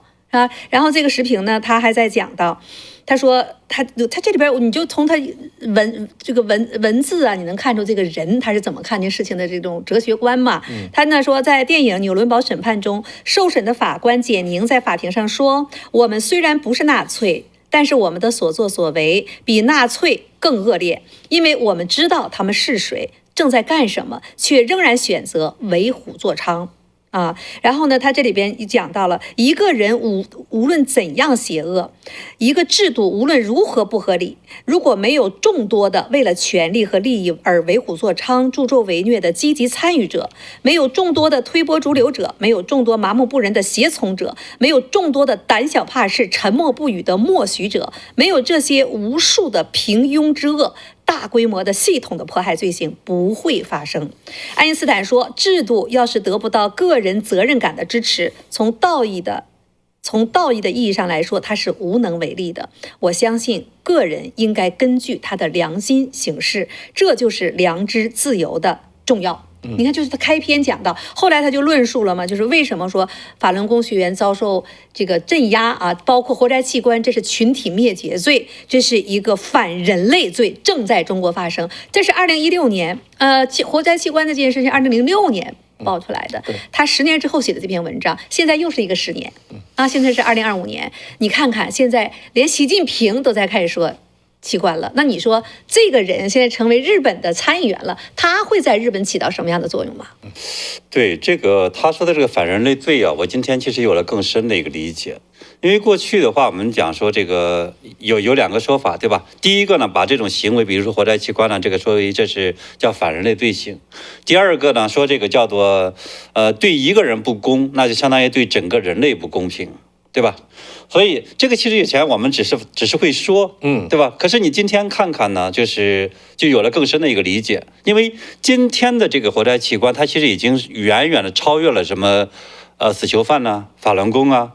你现在跨到哪儿了？也包括了这个什么新疆的、西藏的、上访的、这个地下教会的。还有呢，就是那些学生，甚至包括了什么幼儿园的好多孩子也在这儿去现在什么都不做，你就算做个良民，你能保证你的孩子不被别人突然从街上给我觉得不仅仅是保证别人了，就甚至他自己每一个中国人自己这个大人，你都很难保证你的这个配型不和某个人配上，所以谁也不知道这个事情会不会发生。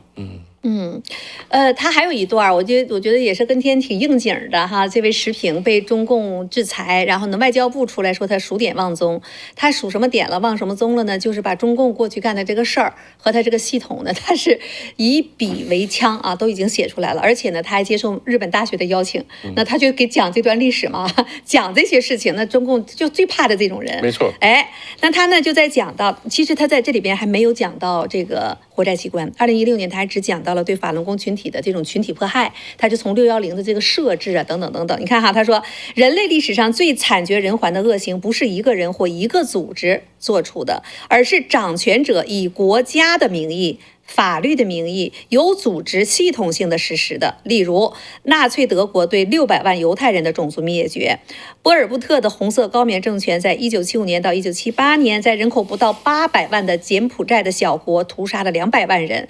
斯大林掌权的前苏联以肃反的名义屠杀了占全国1/10的人口，一共2000万，其中包括俄共前2届政治局委员，除了列宁已死和斯大林本人之外，全部被处死或自杀。5名元帅毙了3个，5名集团军司令毙了3个，全部2级集团军的司令全部被枪毙，85个军长毙了57个，195名师长毙了110个。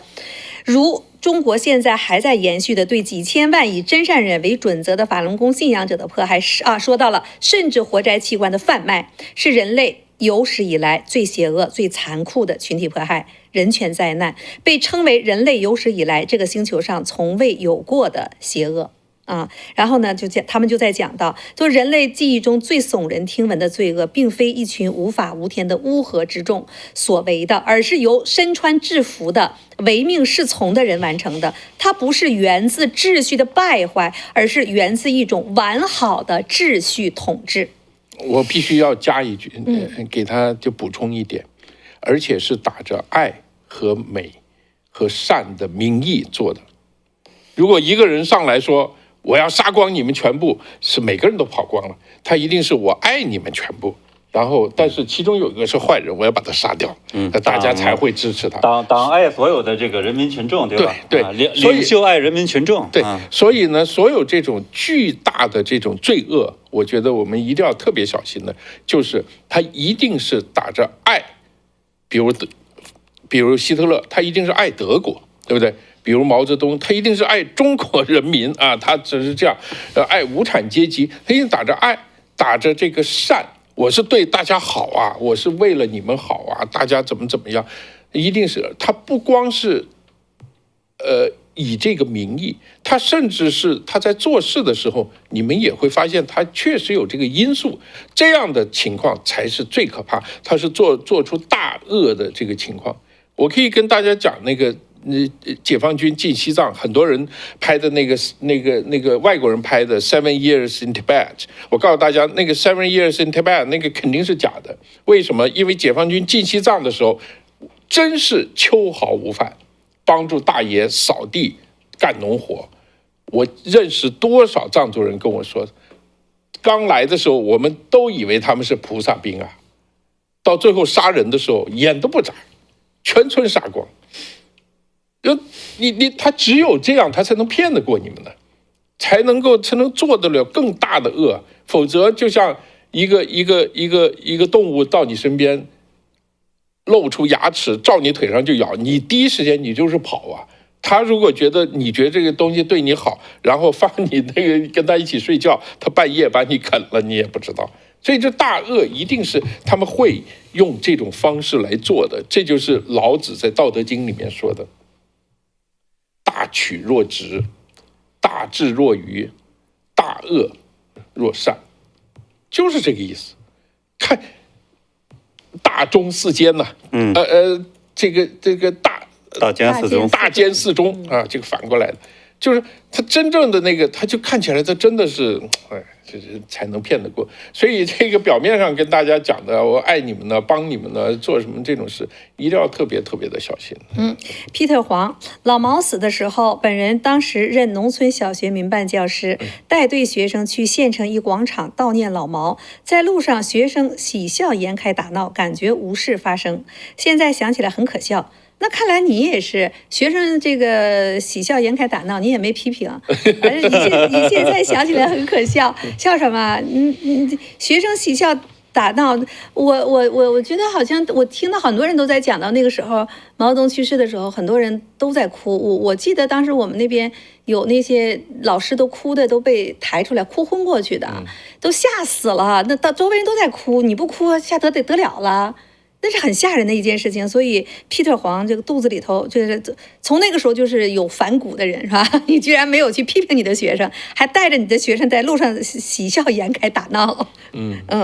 然后彭高说，如果3岁就是天才的话，他说我都记着3岁的事情，但是现在记不住事儿了。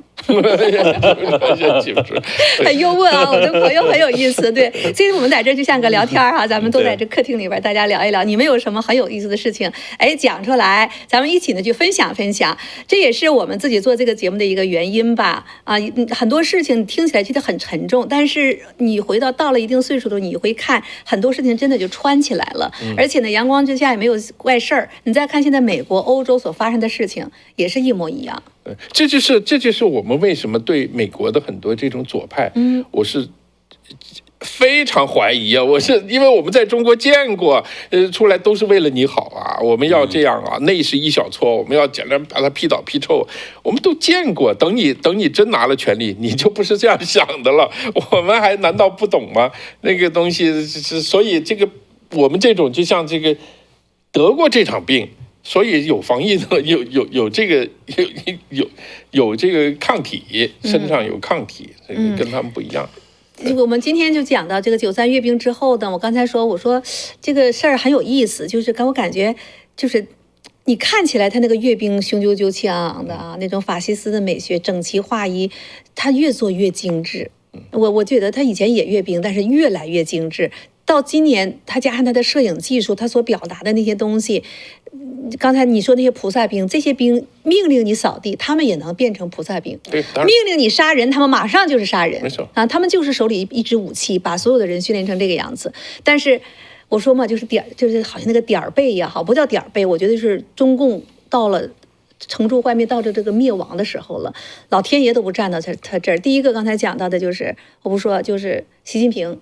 你的最大的武器是活摘器官，你主动说出来，全世界都在知道。然后呢，武汉这边你看歇斯底里，他们在搞这些事情，就是武汉的大学，他们是研究生，一个新生开学，他们做的所有的东西都是支持党的，跟党走的，他们挥舞着国旗、党旗，他跟那个习近平那个特别的像，对他这真的是挥舞着党旗国旗，一片红，就是椅子上贴了个红点儿，在个正中间，结果这件事情一下就翻车了。那武汉大学出来道歉都不行，后来他们就开始删帖，都跑那个武汉大学门户网站上留言嘛，骂他们，他们就开始删帖，越删帖国内的情绪越起来，所以这2天这个也出来了，你说有意思吧？根本他们是，我也不相信。后来那个胡锡进都出来说，我相信武汉大学是无心之举了，但是呢，在9·3阅兵这么敏感的日子，你们这是不是政治敏感度也太低了？他都出来就觉得，你怎么能出现这么个事情？那你说你怎么解释这件事情？所以我刚才我说这个说这个活摘器官哈，那个胡鑫宇的这个。一点点都会出来的。我刚才讲到，天哪，他连那个不好的器官，梅毒中了梅毒的人器官，这个本人还没死呢，就把他，这是另外一回事儿，他也给你去做，都到了这个份儿上了。我就问我们的观众朋友们，你们觉得这件事情是不是真的？中国大陆这件事情能不能到这个程度？就是有梅毒的人、肾结石的人，把那个器官拿出来就给人家去再移植过去，你们相不相信这件事情？相信打个1。你说高姐不会吧？那你就打个2，好不好？那我看到的是，我是觉得，天哪，我相信它能发生。石山相信能发生，你相信吗？我相信。我其实我不知道很多人看没看过，有一本书是，叫做《毛鲜为人知的故事》。那个张荣，对，他还自杀了，后来，没有，不，你搞错了，张荣没有，张荣是在英国呢，还对。那个自杀，那写南京大屠杀，南京大屠杀那个，他叫张，他不是也姓张吗？那叫什么来着？不记得了。张洁如是叫什么？对，张洁如，对，I'm so sorry。张荣的话，这本这个《毛鲜为人知故事》啊，我其实那个就是我们人性中其实是有一个弱点。你很难呢，就是用你自己的这样一个思想去想象到另外完全相反的一些人的，对吧？结果我看完就是毛纤维人之故事的时候，你看他相当于是就真实的这个毛泽东传记。这个人的话，其实是个很了不起的人。如果没看过这本书或者不了解这个人的话，这个人写过一本这个叫《红三代中国女人的故事》，就写了相当于一个家族自传一样的，写他姥姥啊，写他妈妈呀，写他自己呀，这个那么多年的这样的一些经历，对吧？他这是个红二代，典型的红二代。对。他爹是四川的省委的一个副书记还是什么的，对。对。结果呢，他这个文革当然也受迫害，后来的话他就出国，再后来就流到了国外，就开始把这个历史写出来了，对吧？但是呢，这本书当时写出来之后的话，轰动世界。他这本书就《红三代中国女人故事》出版了有1000万册。你听起来这个数字就很恐怖，结果的话呢，成了这个是世界闻名的华裔作家。结果呢，那个时候中国不是相当于改革开放嘛，就把他就给请回去了。因为这属于这个自己家的人，红二代，又属于这个叫做这个世界名人。那个时候大家又比较这个，所以呢，他就让他去采访。结果他就采访了当时很多人，包括中共的那个高官，包括的话毛泽东的一些家人。包括的话，那个什么就是什么毛泽东的那个服务员张玉凤啊等等，这些人全采访了。当然，这些人的话有些话可能就是鼓吹的，是吧？但是你知道，这个著名作家他一定不是这个浪得虚名的，他就会去分析。采访花了5年，写书花了5年，这么一个人，就是他10年磨一剑，10年磨一剑，最后就写出来了新的毛传。你知道我看完之后什么感觉吗？看完之后的话，我第一次感觉说，哦，原来有些人其实你只能用一个词儿来形容他，叫魔鬼。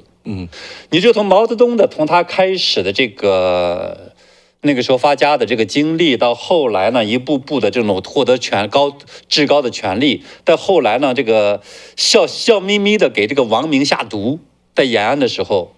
因为这是跟王明跟他争夺权利嘛，然后再后来的话呢，他这个到了中共建政之后，他如何的去收拾那些这个老家伙们，怎么去利用这帮人，去骗着这帮人去弄，一步步的就那么去写。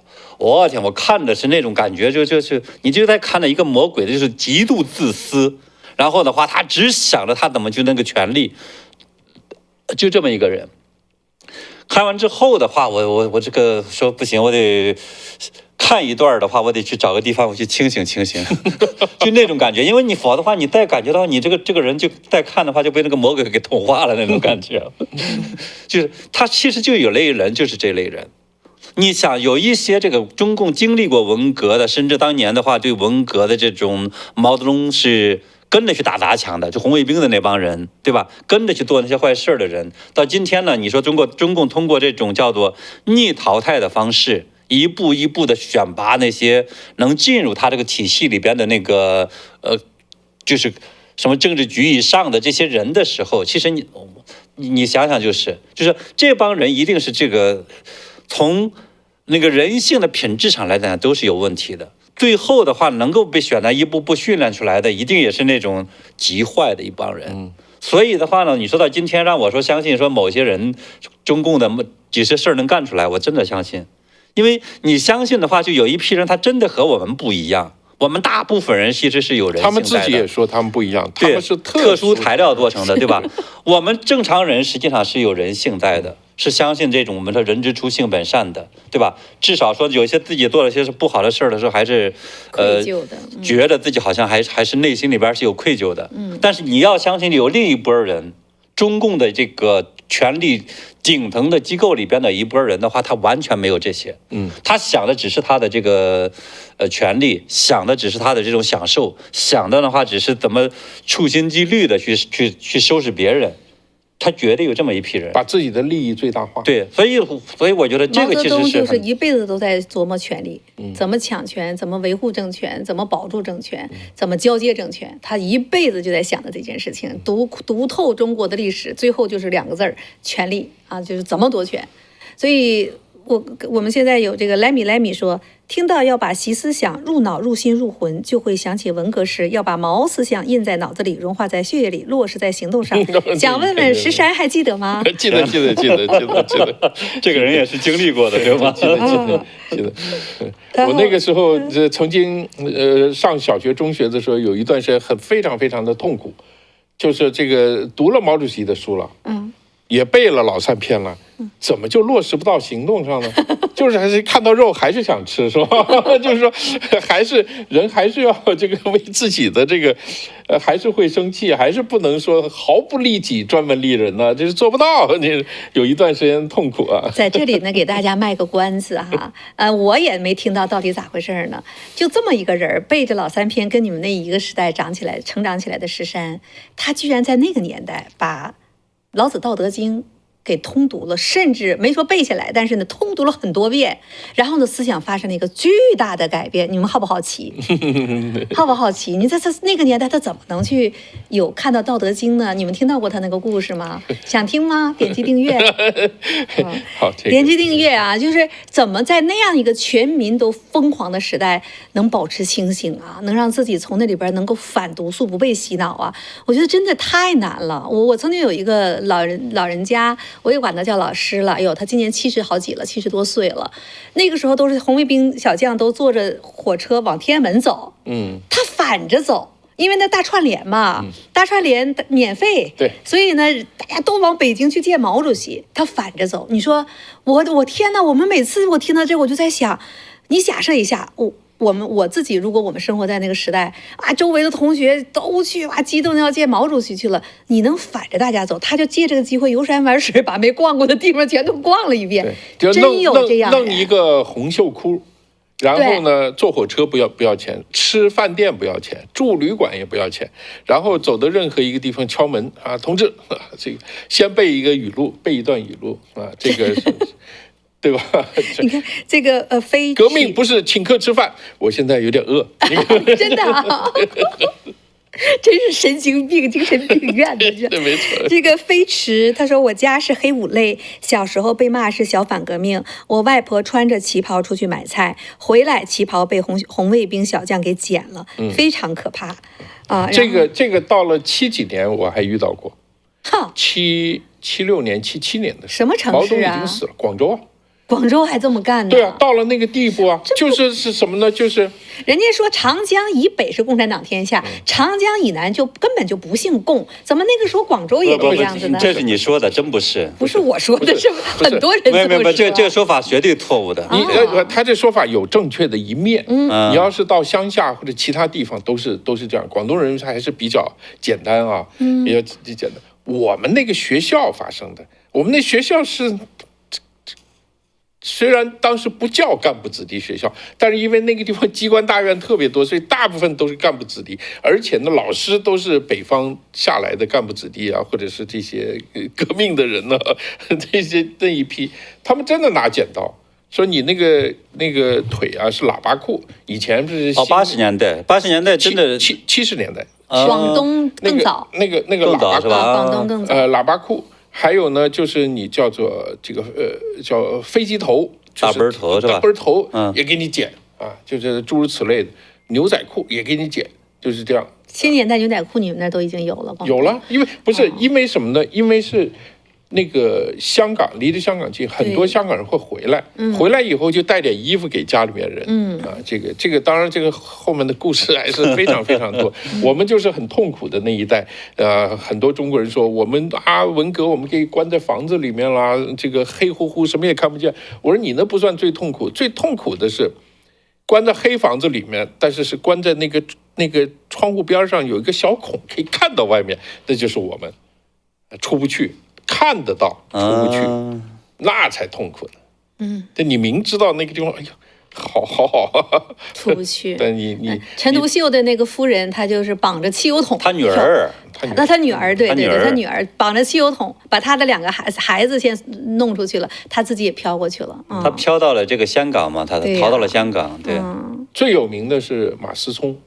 对，马思聪，中央音乐学院的院长，他是广东人。他是广东人。所以广东人吗？他是上海人，好吗？广东人，他是广东人， really？ 对，啊他是广东，而且是潮州这一带的。但是他们家很有钱，所以他从小在广州读书，然后去留学，到外面留学，然后当了音乐学院的院长。最后批他批得很狠的时候，他就说我们现在唯有一个办法了，因为什么？他广东人，就跑回来找到渔民给够钱，就跑到香港去了。当然那个故事以后有机会再谈。他广东马思聪，所以广州特别不要脸。现在还有个马思聪像。对，就是叫马思聪的家人回去，马思聪后来就死活就坚决不回去，不回去。但是他的子女回去了。所以听起来这些呢，中国现在没变，但是呢，有一点，我就刚才话再把它说完了，就是你看它现在其实出现了那种败相、衰相，还有那种天意啊。一个是习近平说出来的，一个呢，你看武汉那么挥着红旗，结果呢弄出了一个全民都讨伐他，你说这背点儿吧。然后这2天呢，中国又有一个血月嘛。又有这个血月就月亮是红色的，而且这是个全球性的，又在北京这边能够看得非常非常的清楚。那这些呢，也都被大家就认为就是这个连起来确实有点恐怖啊。你可以把2个画面放在一起，上面是血红的月亮，下面是一堆人操步。这个就是你看这个，因为那边活摘器官对，你想这个全世界的电影都是。红色的月亮出来的时候，要不就狼人出来，要不就凶杀案要发生。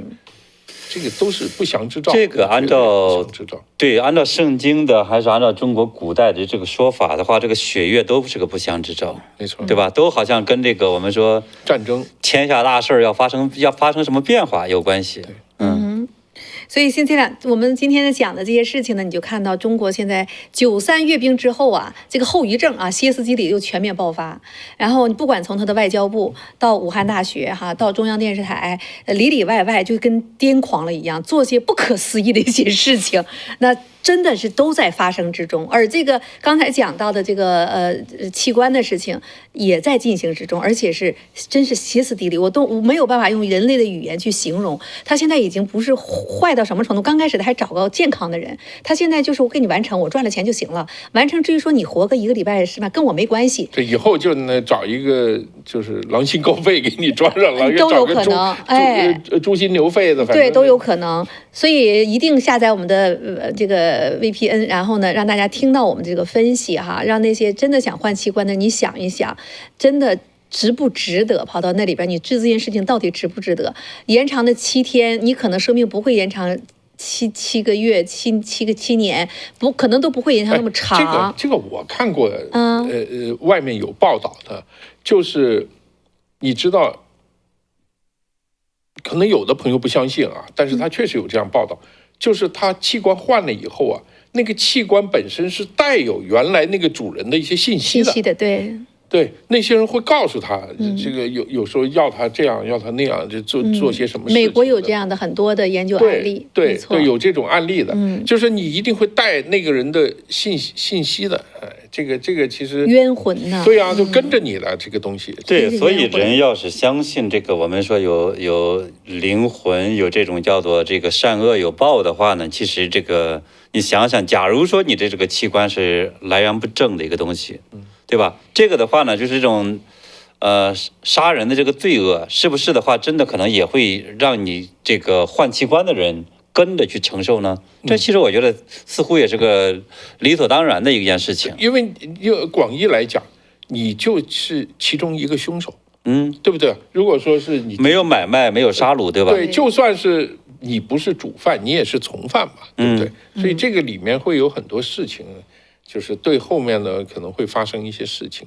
我们知道中国好多这个换器官的专家莫名其妙跳楼的自杀，对，自杀好多好多很有名的。我曾经采访了一个，他呢是给我们举报那声音也都公布出来，他的一个亲戚就给他是当时就是他火到什么程度，外科医生不够。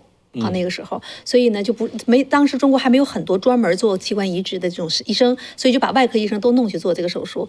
后来呢，他自己就说，他说这钱不好赚，他做了5例之后，天天晚上做噩梦，天天晚上做噩梦，后来就不做了。他怎么露出来的？他的亲戚就问他，说的这么赚钱怎么不做？他那钱不好赚，天天晚上做噩梦。他做了5例，做不了。啊，而且他确实看到那个人是活的，他发生在武警医院当中，就在上海。在武警医院啊，这是当时我们在硅谷有广播，然后我们在讲这件事情，打电话上来，后来我就把他请到直播间，都是录音，全部都有的啊，都有这个，所以这都是而且真名实姓，他是谁都写得很清楚啊。他也是下决心不会回中国了，而且呢，他当时他们家还有个亲属呢，就在国安系统，就说他就是出去不要胡说八道。啊，他说想整死你们太多的方法了，其中他就讲到。你说你回国，有的人不知道回国，对不对？他我就把你行李里边给你塞上卡洛因。他说你说不清楚的，对，都想整你们太多的方法了。中国是什么超过多少克就判死刑的？理论上是50克，但事实上来讲的话，这么多年有的时候是更多的，他才会判一个死刑，在一个群体里边。对，所以今天其实还有一个消息，就是美国方面要把中国，这消息人士说要把中国列入黑名单，为什么呢？中国、阿富汗、伊朗、关押美国人最多的国家，要列入黑名单当中。这是今天有一个这样的新闻，然后其中主要就是消息人就说就是针对中国。我去年我看到呢，就在中国大陆呢，大概有美国人美国籍在中国被关押的就是300多人，至少是300多人。然后这里边呢，有的是指导西方人啊，就是金发碧眼的这种，但是呢，绝大部分都是这种华裔美国人。你入籍了，回国被抓起来，出不来，完了家属也不敢吱声，因为中共就威胁你啊，你不能讲话，你一讲话，案子更麻烦，所以家属也不敢吱声。说这样的一批的人，现在我看到去年还是美国之音报道的，大概说是300几十人都在中国那边拿着。我之前看过，好像是《华尔街日报》还有这个其他有几个大报纸都报过，对，所以有一批的这个，因为中共啊，它有个地方很邪恶的地方，就是你只要这个有华裔血统。他都认为你是中国人，他都认为说是你是归他管，对，你哪怕的话，你这个不管你是国籍是什么，他都觉得你应该受他管，这个很就是全世界独一无二的这么一个对啊，刚才那个时评，人家都成日本规划了，是日本的参议员了，你数典忘祖，还把人臭骂一顿，你说你这个你随远必诛啊，现在不是经常讲吗？随远必诛不是针对外国人的。针对中国人，对，这个是真的是外国人的话，他反而不随远必诛。你比如说这个俄罗斯，对吧？抢了中国那么多领土，他什么时候诛过，对吧？你还把人家请到这个天安门城楼上，还给他换中国人器官呢。啊，对。我们下面有个叫咪咪的问：石山，你是老3届吗？请回答一下。老3届不是。应届，你是那个时候考的应届。不是他中国人说老3届是65、66、67，是那3届的高中毕业生。我不是，我比他们小，我是正规的讲是79年高中毕业。所以呢，他说的那个中国有个说法，咱们叫新3届，新3届就是77、78、79 3级这个上大学的这批。我是属于他们那个后面最后一批，对。好了，咪咪回答你的问题了啊然后还有戴安娜说，天天播报高洁，你得点赞、点订阅，到一定这个人数了，石山就会亲朋他们就天天来。点赞这个订阅数不够，他们不来，我请不动。所以呢，你们使劲儿，咱们一起请他们来，咱们天天聊，是吧？咱们大家一起聊，好不好？Sunny张说，我有2件事情的记忆不可思议。不到2岁，第一次见到父亲，那是反右刚结束的1959年，他从甘肃离职回家，提着行李箱走到院子里的情景。谁说3岁不记事儿？你看我们观众不到2岁都记着第一次见到父亲。对第一次见到父亲，从小没有爸爸见不着爸爸，他终于第一次见到爸爸了，所以他就印象特别深。所以我非常相信秦鹏那个3岁看到那么多人哭，全哭，那得多深刻的印象啊！对 ，Janet 许瑜说，石山比我小，我是77高中毕业的。哎呀，对，say hello 哈，呀，然后还有呢。这个 Lemmy 说，当时毛在我们的脑子里不是人，而是神。当听到毛死了的时候，都困惑了，神怎么会死呢？确实是。所以就是毛泽东那个时候，1966年，我看到一个报纸报道，毛泽东思想林副主席什么毛泽东的身体非常健康，活150岁没问题。那个时候对那个数字据说就是从那儿来的嘛。对，从那儿来的。因为你知道这种集权的统治啊。它最不稳定，它很多地方都可以搞得很稳定。因为它最不稳定的就是这个最高领导人这个地方，因为他的权力交接，他没办法交接。第一，这个最高权力领导人，他不能让他手下人能干有权，因为这些人能干有权就把他推翻了。连自己的儿子都不相信，你想想这个中国的皇帝啊，自己的兄弟姐妹，你说这绝对不能相信的，所以一定要把这些人隔开。好，等他死的时候，下面那些人是没权的，没有能力的，这个时候就会出问题。所以这个每次都是这样，所以这个是毛泽东的时候就是这样。等他死了以后，他以为他安排了华国锋，他以为什么，才多长时间？几个月是吧？把他老婆给抓起来了，侄子抓起来了，什么情妇抓起来了，对呀，所以这个人算不如天算，这个真的是。遥远的东方只剩破墙，那墙可不破，那墙可严实了。所以我们现在要推 VPN， 对不对？得翻墙。那人家那个遥远的东方的墙很高，很严实。所以呢，咱们一起呢使劲儿哈，把这些讯息呢带回去。上次我们做节目，我看着叫什么了的，也是我们一个很忠实的观众，他说我们在这拼命的在救美国，我们在这拼命的在去救美国，你们还天天想着中国，也是我们的观众，没错啊，美国也要做啊，那中国那边更要去做，因为他那边更难，是吧？然后 Christine 关他说，在中国没有什么是不可能的。我们刚才是90%几百个朋友投票哈，94%的人认为，刚才我说的那个他们相信啊，就活摘器官的说。把那些什么梅毒的、有肝炎的不在乎，全都拿钱给钱就行。至于说你活1天还是活1个月，那是你的事情，只管拿钱。中国现在真是沦落成人间地狱啊！这是我们看到的啊。然后刚才我们观众袁浩，还有那位遥远，是不是还有一位谁来的？给我们告诉叫张纯如啊，写那个南京大屠杀叫张纯如，对，那位叫张荣啊。我那个时候我从国内来了一个军队里的一个长辈了哈，这都是在军队里边退休，都是师级以上的，然后没办法沟通，就是也不允许我讲嘛。他说你讲，我们就不跟你在一起了，不许讲，怎么办？我就把张荣的那个毛泽东的那个。我就给他全部打下，用 A4 那纸一打，它有这么厚。你这不能讲，这个是到时候张荣告你。没办法，我就把它打出来，就是没办法打出来，我就扔给他，因为你就别跟他讲嘛，你让他自己去看嘛，我就扔给他，我就都干过这件事儿，太难了。一个跟他讲话，他说我跟共产党干了1辈子了啊，我们10几岁就入党了。他说我怎么可能变成像你这个样子？他们受不了的。你说你跟他们在对话的时候，我又是个晚辈，那你说你也不能跟他干仗，你还不能说对压过他。我也没那么大智慧，怎么办呢？我就把那书扔给他。我见过，最有意思的是，他为了说服他父亲他父亲还在国内啊，也是当官的。然后就说这样吧，你需不需要什么好药？我在这美国可以帮你买。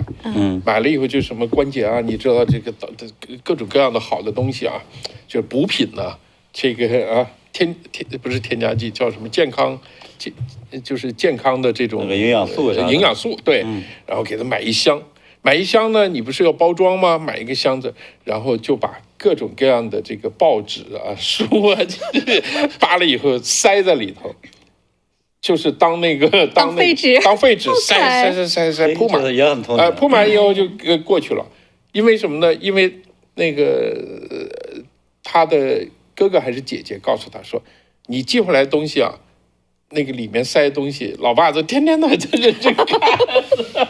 所以你不能跟他直接你不能直接跟他说，你跟他直接说，你跟他呛呛，所以他就用这种方法，他就没事儿1个月就给他寄一盒，寄一盒就等于是把一些他想看的报纸啊资料就塞在里头，他自己就慢慢看了。高斯曼，妮娜就是你。对，上次你说我们都在这救美国，你们还非要想着救中国。对，我想起来就是你打的字，对不对？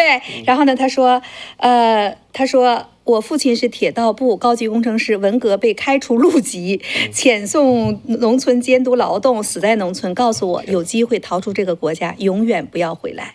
妮娜，你逃出来了哈，结果美国又要变成那个样子了，是吧？非常理解你，也正因为这样，我们不仅要把我们知道的去告诉。刚才实在你讲的那个，我也能理解。当我们一旦梦醒过来的时候，从那个猪圈跑出来的时候，从那个谎言当中清醒过来的时候，很急切的想告诉别人，希望大家都明白不是那么回事儿。但是突然发现好难呢，非常难，让一个人清醒过来好难呢。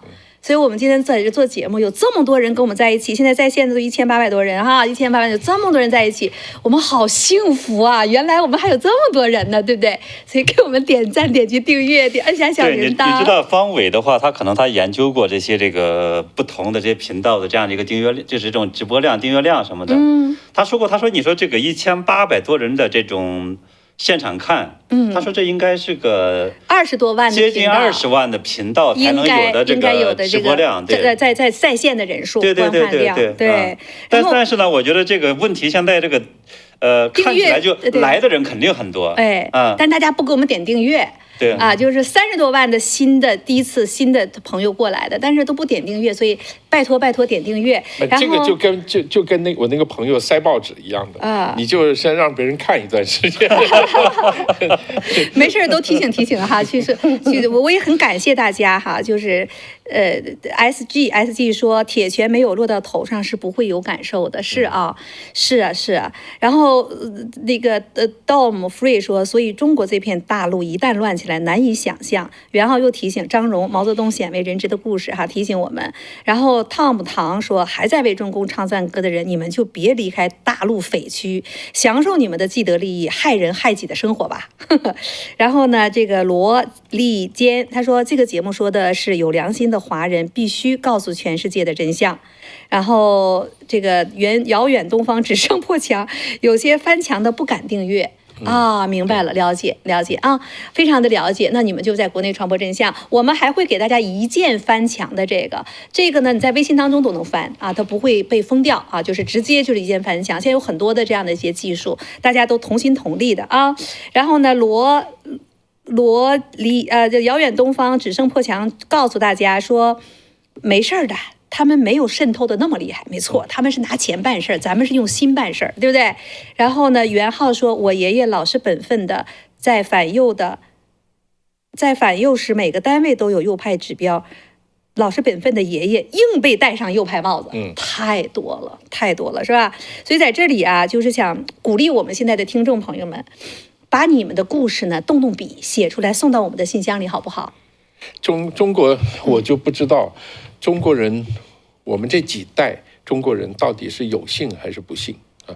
因为我可以这么说，我们这个中国人呢，每一家都有这个非常这个跌宕起伏的血泪史，每一家都有，你随便去问，真的是那个故事，你就是编小说你都编不出来，所以很多这样的故事，太多。鼓励大家把你知道的、看到的哈送到我们的信箱里。我想希望呢，大家不仅是讲到那个时候的那个时候的荒唐残暴，不光是讲这个，你把那些助纣为虐的、干坏事之后遭到报应的事情你写过来。我自己呢也做过一些采访，我一直想讲这件事情。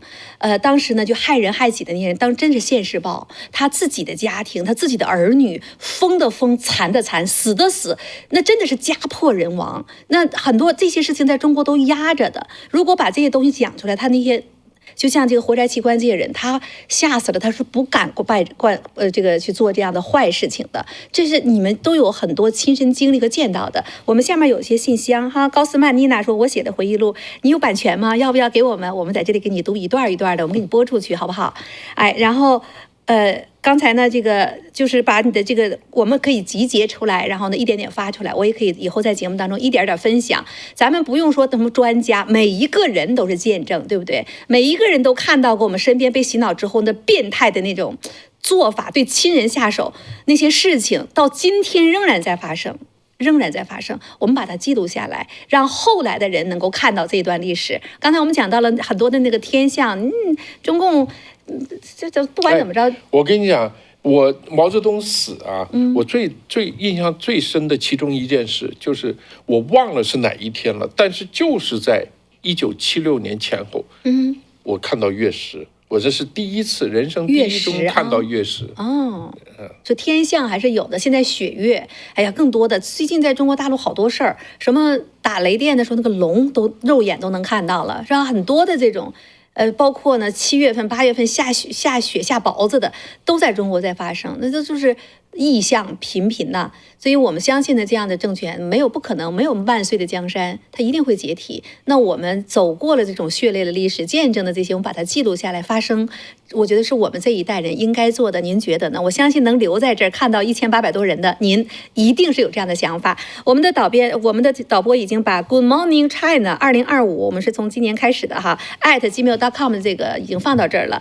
妮娜，如果你愿意的话，把你的回忆录拿过来，我们可以慢慢给你播出，好不好？然后呢，其他朋友可以呢用这个信箱把你的刚才我说的哈，你的故事，你家里的故事，你听到的、知道的这些善恶有报的故事呢，放到这里边，我们呢一点点把它记录下来。将来呢，我们早安中国出一本书啊，就是高斯曼的啊，元昊的，对吧？咪咪的，他家的故事，哪家的故事。等有一天呢，咱们就有一天能见面，就看看握手哈。咱们别忘了2025年的目前是135了，咱们美东时间的7点钟啊。天天坐这9点了，现在已经9点，就坐这聊聊天啊。135咱们聊聊天，你让每天做的话，大家就争取努力点赞啊，点击订阅，好吧？那我们今天就聊到这儿吧。没想聊这么多，我本来想聊到1点半，这个1个半小时就行了，一下又跑到2小时去了。谢谢哈，下面仍然有1800快1900人呢都在这里边啊。然后我还是看这个朋友的留言，很喜欢沙河，他说我帮女儿移民出来了，可他对选举制度无视，认知太低了。